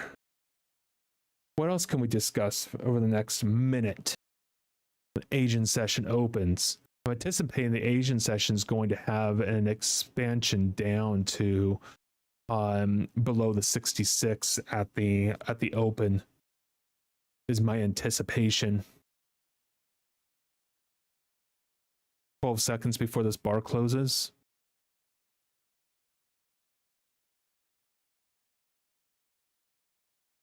Looking at the 90s, the 88.5 or so to be tested. Nope, just immediately traded down. Now let's see what happens at the 88.5.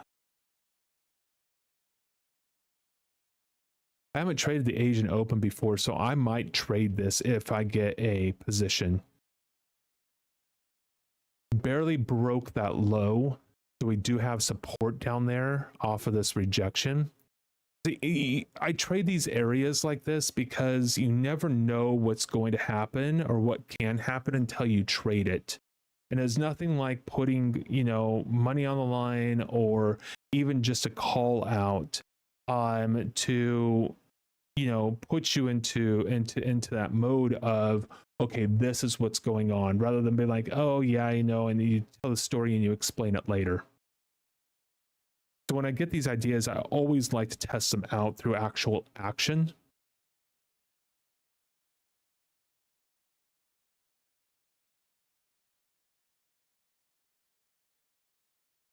And there it is. We can already bleed a little bit of risk out. We have a lot of support underneath us. And with this breaking the low here, we just came back down into below the open of this current bar and rejected. This is going to come up and take me out. So the open seems to be as rotational as the US session. US session, I don't trade around the open. I'm going to give this some time before I start trading around it as well, because that's pretty nasty. Not anticipating directional moves in the open, creating more rotation.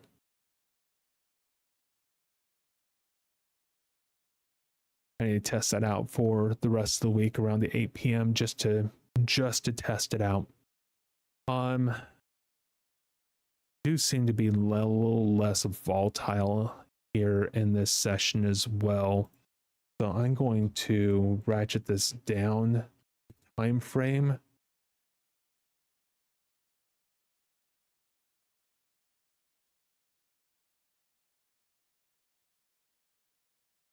No. Geez. That's actually much easier to trade tonight. Man. Okay, good to know. Good to know. All right. Good golf. I think I'm ready here. 14 seconds for this bar to close. Anticipating a pullback and then a possible continuation move to the upside. No lock in here. So there's a little bit of a pullback. There we go. Long. Immediately putting my stop in here. Immediately taking risk out of the position.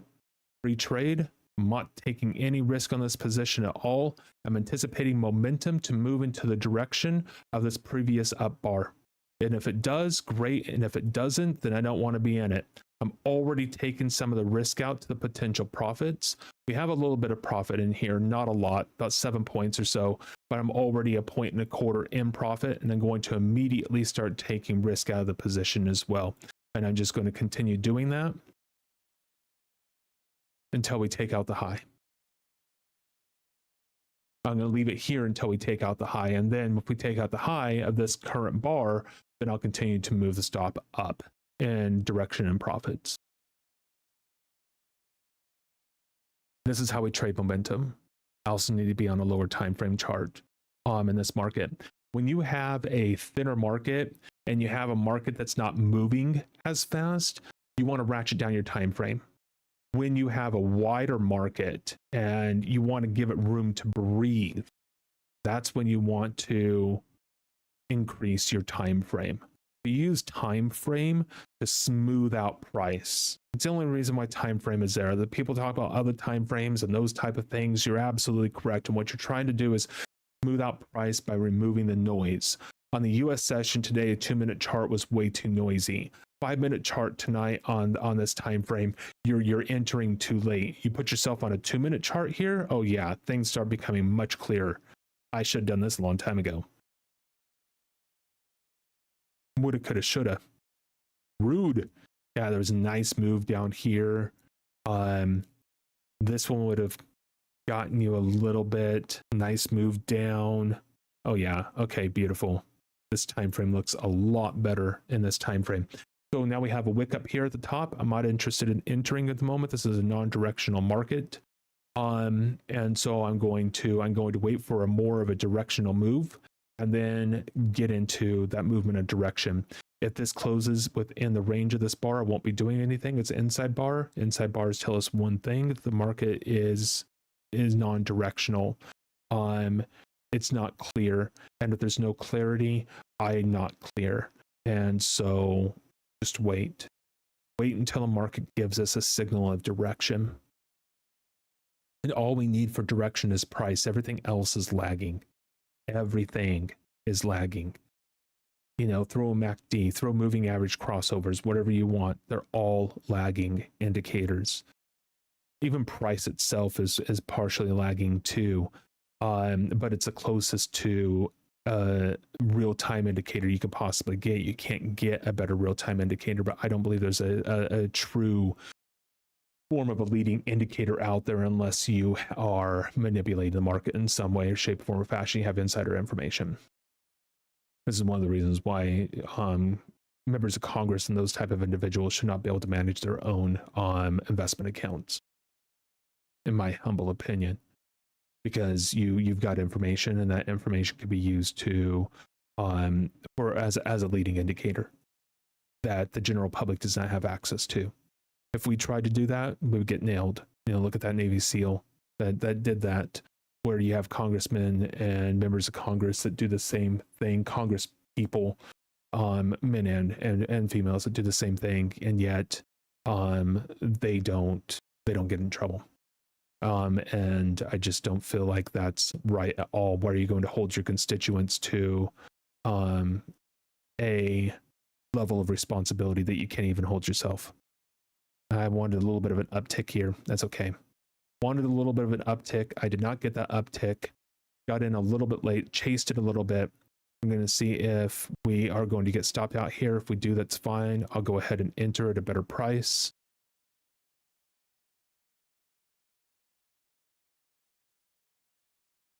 I got in a little bit late. I wanted to be in here, just didn't get the uptick that I was looking for. Now we can go ahead and short and give this a little bit of room. I'm waiting for this market to come back down because we made the low here. I'm waiting for this low to be taken out on this previous bar. This low being taken out on this current bar before I really start moving my stop. Blow this up a little bit so it's a little bit easier to see. Now I'm going to move my stop up here. Risking very little, 93.87, less than 6 points, or right at 6 points. 6 point risk. Waiting for this low to be taken out. We got support down there at 86. Let's see if we break through it. Nope, still support there at 86. See how we went higher, immediately filled, dropped down to 86. We couldn't go lower. That's actually showing potential buyers in the market. But now we just went lower, right? Now, do we hold the 86, right? Or do we cycle back down? Do we see the 83 and a quarter? Okay, these are all things that we're looking at in the context of price action to tell us exactly what it's doing. What I can tell you it's doing right now is not trading with any level of momentum. The reason why I'm in this position is for momentum. So I want to be out with a in this case here, with like a tick of profit, rather than taking an expense trade or even a break even, because momentum is not entering the market as I would anticipate it to. If you anticipate the market doing something to do something and it's not doing it, it means it's doing something else. Now we have a market that, or a bar that is mid-range. Again, indecision. When the market's indecision, I'm indecisive. I only act when I have clarity.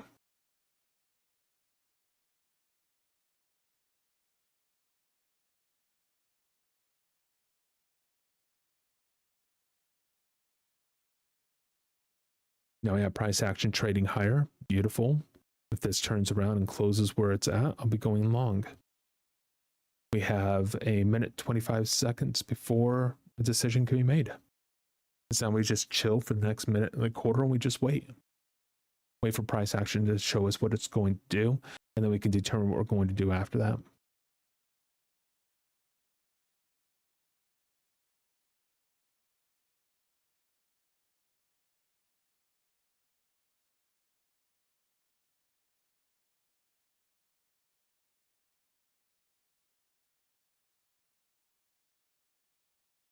Got a little bit more right now in 30 points in profits between the two time frames. 30 points, that was 13. I guess it was 25, it's 13, so I'm down 12 right now in this session. Is that right? This was 5 points of revenue. What time was this? Okay, this was at the open. I can't count that one either. So 5 point of revenue there. And what else did I do? Took a short here, got stopped out with 6 points of an expense and then 1 tick. So down like a point right now. Since the actual Asian Open. Let's see if we get a close here. Didn't get the close. Dang it. I do want to short this. Didn't get the close, but we're closing below. We have the rejection up here. We have the rejection here. We broke the low of this current bar. What I didn't do is I didn't wait for the pullback, and I just entered, anticipating maybe one of these bars right here. That was a subconscious pattern. That was a subconscious pattern that got me to enter into this current position rather than waiting for the pullback.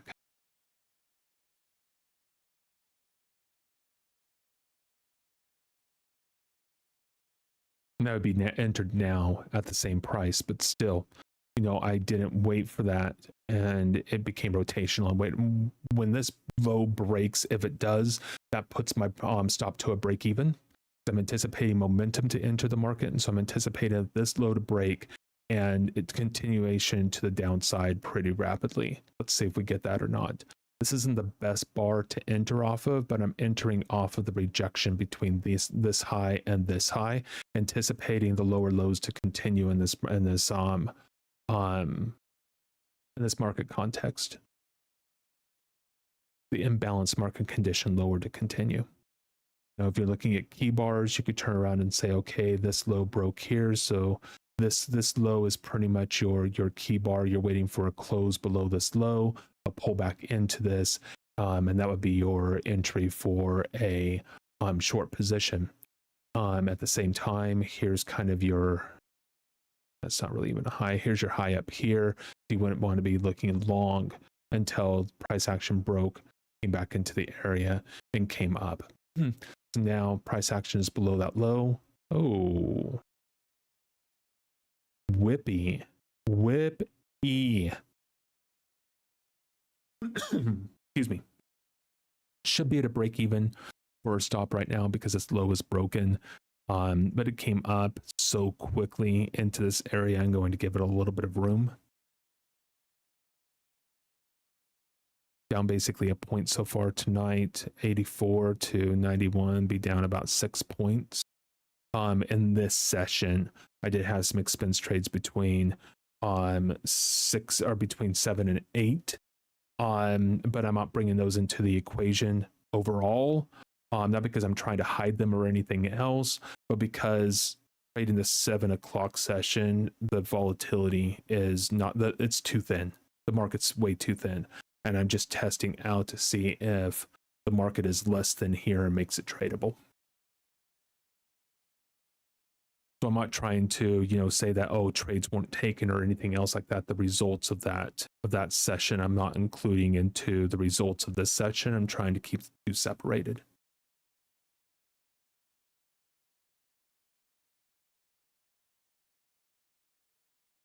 See if I can look at a little bit of order flow here, just kind of get a context of what's happening. We have support here at 78. We're going to have some resistance at 81.5. Let's see what happens when we get down to the 78. Are we going to fill into the 77s? What's really more important is if we break the 7 right now, 78, 75 seems to be kind of resistance. Okay, hit the 78, 75 and start to make lower lows. Now we can bring our stop down to a break even. Beautiful. Stop is to a break even. I don't really want to move it down too much lower because this price action is so whippy right now, and I'm not seeing the momentum in this market at the moment. I could have the stop still up here, risking a little bit, just like I was before. Stop's taken out from the whippiness. This is not going to be This is not going to be easy trading, not by any stretch of the imagination in this time frame. Not so much a time frame, not the fact that I'm on, you know, a particular time frame of a chart. Hours. I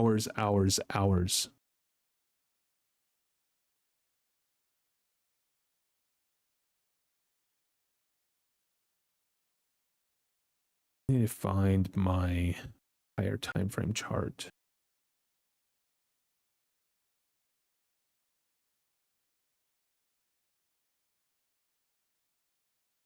Okay. Didn't break out of that range. Broke out of that range. Broke out of that range. We did break out of this range. So let's bring in this. And let's see where we're trading at. We are anticipating price action to possibly come down here to 40.5. Okay, perfect.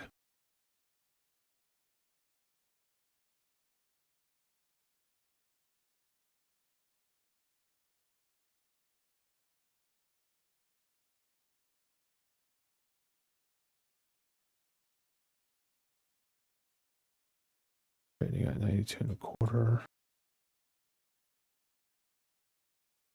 Need to see the numbers right now. They're not really going to do anything for me. Size, rejection, acceptance up here. We didn't even test into this on the previous bar. I'm anticipating this 3,000 to be tested here. 3,000 is going to be right in here in this area. Break above this high a little bit and reject. That would be really nice, actually. Where are we at on volume here? Not even printing volume up there. Okay.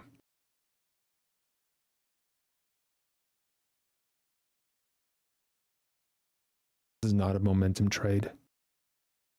I'm trying to figure out how to consistently trade this Asian market at the moment. I'm not just willy-nilly things. Either I'm using order flow testing of areas. Like I told you before, I don't look at past data. I formulate methodologies live at the live edge. And this is not a market that I normally trade. NASDAQ is a market I normally trade. I normally don't trade this time frame. And so I'm coming in and trying to figure out exactly how to trade this time frame, because I'm not seeing a lot of momentum moves in this, which means I need to be more directional. Okay, there we go. There's 04, 03, 05. I'm looking at the rejection area here at this high. And I'm looking at this high and I'm saying, okay, in these areas, what am I anticipating to see? I'm seeing some volume increase here at the highs. So I'm anticipating these highs to break and test into higher prices. One of the higher prices I'm looking for is around 11. I would love to see how that price behaves around 11. Continuation to the upside. It's a nice big up bar. Wait for the pullback. And we're going to be looking long for this high to possibly break. But the 11 is going to act as an area of potential resistance. And so let's see if we turn around and get back above the open of this bar.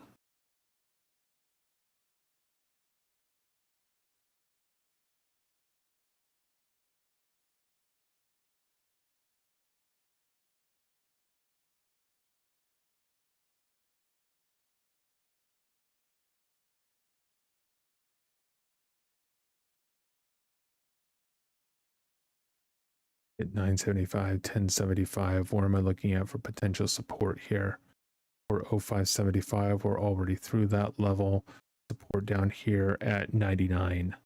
So if we get down to 99, then see if we get back up into the high of this bar after we do it.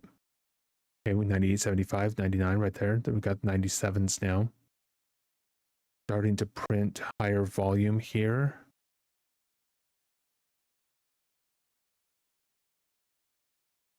Did. hit this area of rejection. I just got in a little bit early. We're rejecting off of these highs right now, and the rejection from this bar. Price action made a lower low. Let's see if we close near its low. We have 29 seconds before this bar closes.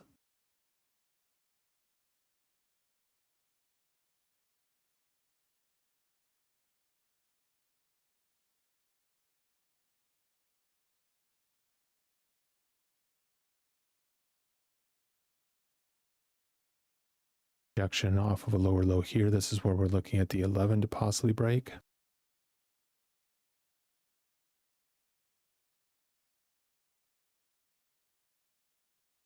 Test lower. That's exactly what you would expect. A little bit of a pullback at the open. Testing right into this high volume. Anticipating the 11 to possibly break. Immediately bleed out some risk from the position. Putting my stop here below this low. Looking for price action to take out these highs and break the 11.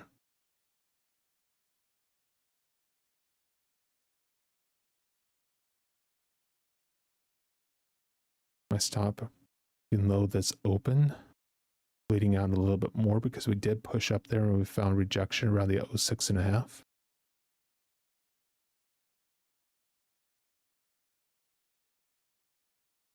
Broke the highs. Stop at a break even. There's 11, made it through.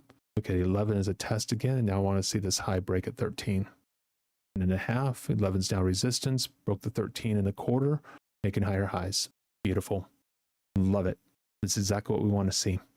Now we still have this resistance over here from this rejection. Want to see this high get taken out at 18.5. I'm being a bit more, I'm being less aggressive in my stop as well for this time zone, or for this session. Because it is a bit more whippy. And so I am going to just go ahead and take a free trade here and a break even, rather than locking in profits at the moment. I'll lock in a little bit of profit so we break this high at 18.5, but see, that's exactly what I mean. See what I mean? We just went 16.75 down to 11.5 just immediately, right? I need to give this market a little bit more room than I do in the US session. One, from an entry of 05 up here to 15, we're only 10 points in. If you do this in the US session, you've already moved 20, 30 points. So I could be more aggressive on my stop on a 20, 30 point move. Can't be as aggressive on a stop in this type of in this session. We just had a gap in the candles, right? Because we closed here and then opened up. Closed at 10.5 and we opened up 11, above 11. Now we filled the gap. And now want to see the 11 act as potential support in this market, and we're not seeing that right now. We came down into the 875. This market's strong. It's going to get back above the 11, but it's not. We're continuing to seek lower prices. We came to the 10.25. Now we're above the 11, immediately traded back down to test the low. That's a weaker market condition. Okay. But it matters what the fill is. We got back up to 1075. We didn't even make it back up to 11. Now let's see what happens at the low. Okay, there's the 11. Now we're breaking higher. We didn't break the low. Now let's see if we can break the high. Break the high of the current bar, sure. We really want to see the high of 1675 for momentum to come in.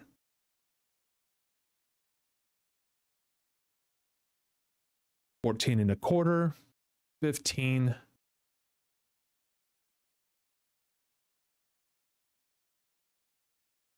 42 seconds for this bar to close. We're still seeing rejection up here. Printing a lot of volume, and we can't break a higher high. We're printing a lot of volume up here comparatively to the last time we were up here on this high. A lot of volume. I mean, low volume comparatively to the New York session, but when you bring these two, when you compare these two bars and see, there you go. That's the whippiness of the Asian session. I'm going to have to change the way that I trade this.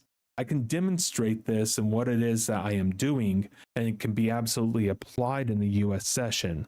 And I'm going to have to change the way that I am trading this in this session, though, because this momentum, it's just, there's too much volatility due to the thinness of this market. my stop here.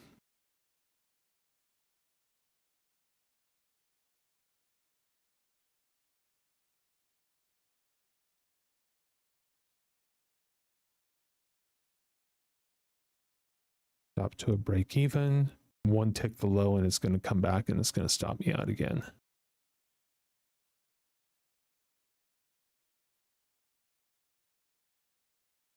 Yeah, there's just no continuation. Not with this type of money management.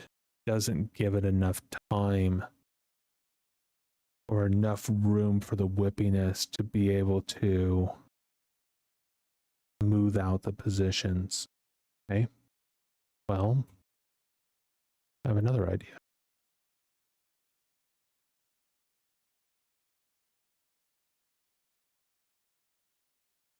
That's the daily. That's not going to help me. Where is it? That's not it. Okay. I have to find that other chart. Right now, let's get 30-minute up. We're still looking at 44 and a half. 944 and a half to be traded. How do we get in, time the market, get into a move down to 945s? Where is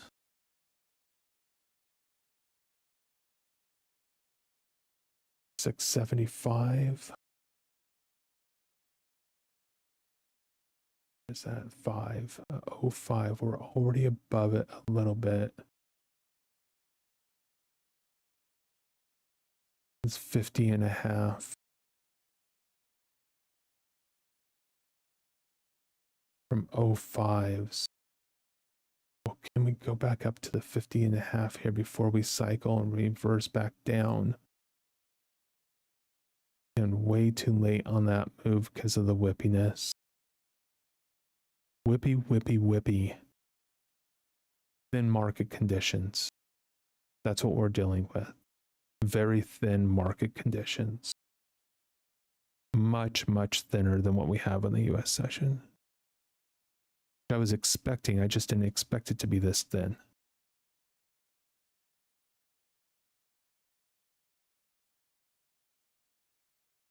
Really would want to be in around 08, 09 instead of up here at 1175, but you got to take the fills where they give them to you in the whippiness. Yeah. This is just going to chop you up and spit you out. All right. Beautiful. Good. No. So I need to develop myself as a trader in this market context, in this environment. Oh, I like the challenge. Let's do it. Let's do it. Okay, I have another question. If I'm at a 2, let's bring this down to 10. Okay, is this still where I want it to be? Yep. Yes, it is. Ease. Okay. Came back up. Anticipating this come back into the 2940s. All right. If I wanted to trade this in the 2940s, what would I want to do here? If I wanted to trade this into the 2940s, I want to be short as close to this high as I possibly can be. We can turn around and do that for right now, knowing that I'd want to be in higher than that. Here's our range. One tick the low. Try to create a range extension here and failed. Price action is probably going to come up and test this high. See where buyers are going to want to be aggressive or if they're going to reject. If they're aggressive, we can come back in and test this area here. And we're going to come back in and test this area up here or this area in here. More than likely, these areas up here. Okay. Now, what do I need? I need this time frame. And I do want to add a study to it. The study I want to add to it is here. And now let's go into the settings. Let's drop this down to a 2. And let's drop this down to a 7.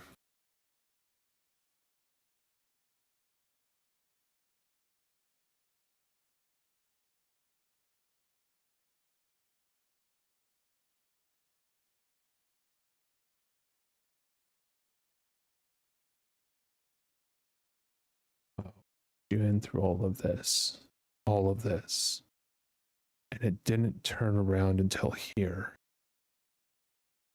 It kept you in through all of that.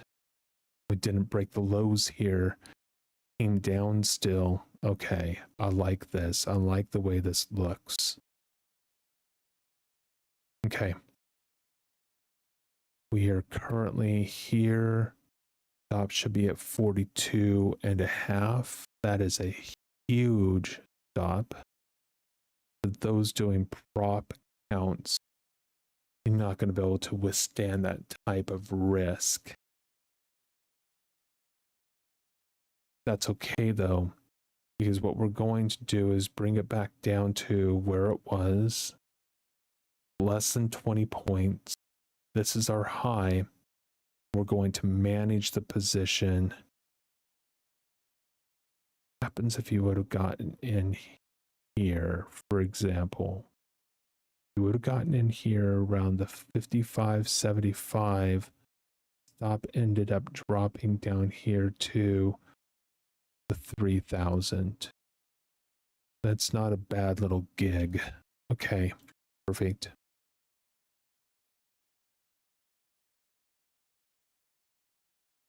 Is that line at right here at 04, right where I'm entered at? That's interesting. Huh.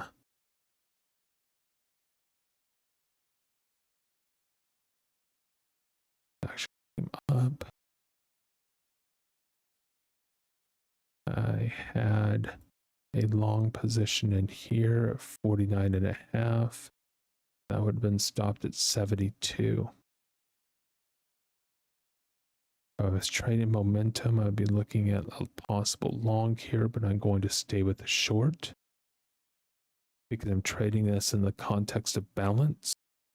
We're not trending. We don't have the momentum for a trend. Let's trade balance. And this is the area of balance I'm trading right now. Lower highs, trading in balance, rejecting off of unfair highs with imbalance, low VPOC, below volume weighted point control.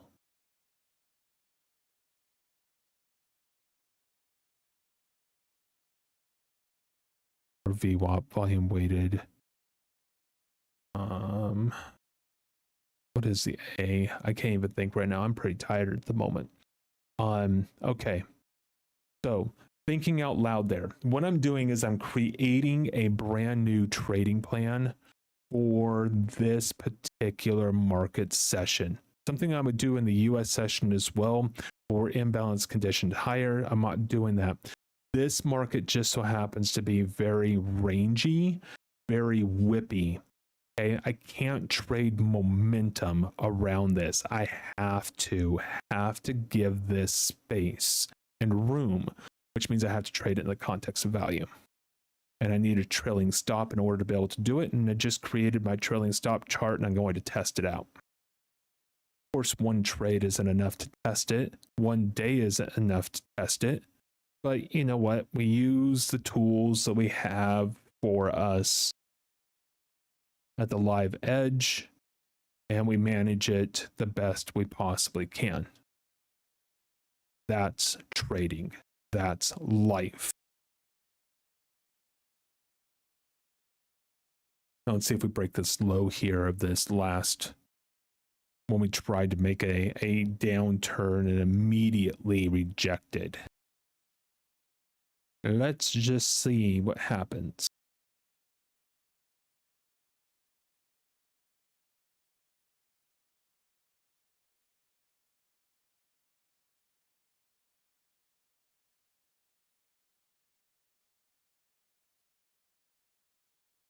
Cumulative delta has dropped off quite a bit too.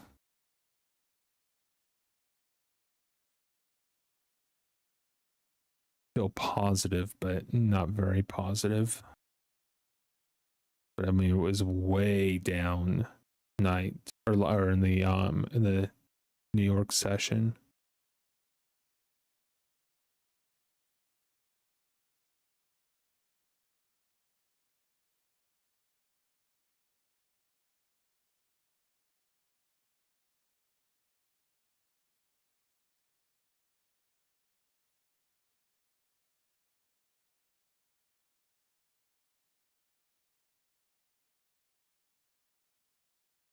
I don't like how cumulative delta resets itself now on the intraday charts. They've kind of messed with that as well. Things are quite different from 90 or from 2019 to 2026 in trading. Things are quite different. I was out of trading for a while in the early 2000s until 2008, and things didn't change that much. It was all pretty much still the same. Minis were around at that point in time. The euro was around when I got out of it. All of that stuff was there.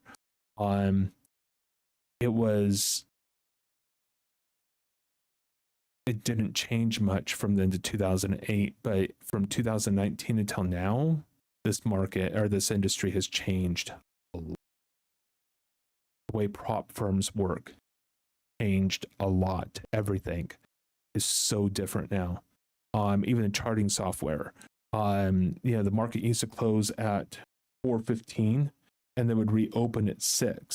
There wasn't this 5 o'clock movement and then continuing to and then like a reopen at 6. I mean, I don't understand this. And then of course in the continuous contracts and those type of things, I can't even find a continuous contract now on Sierra charts through NQ, the ES, any of the indices. And continuous contracts is what I used to use all the time, and there's not even a symbol for it. You can't use it to trade off of through like a dome or anything, but you can still definitely use it in for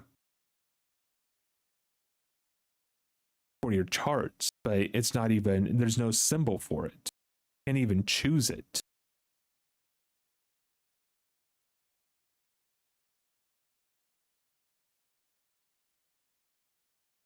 Interesting stuff.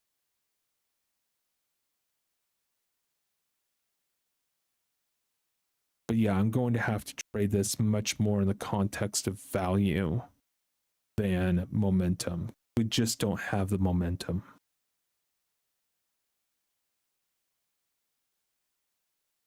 Well, on that note, I think I'm going to take a break for a little bit. I haven't even eaten dinner yet tonight, so I think I'm going to take a break for a little bit. Make some dinner and come back and check on this trade when I get back. Probably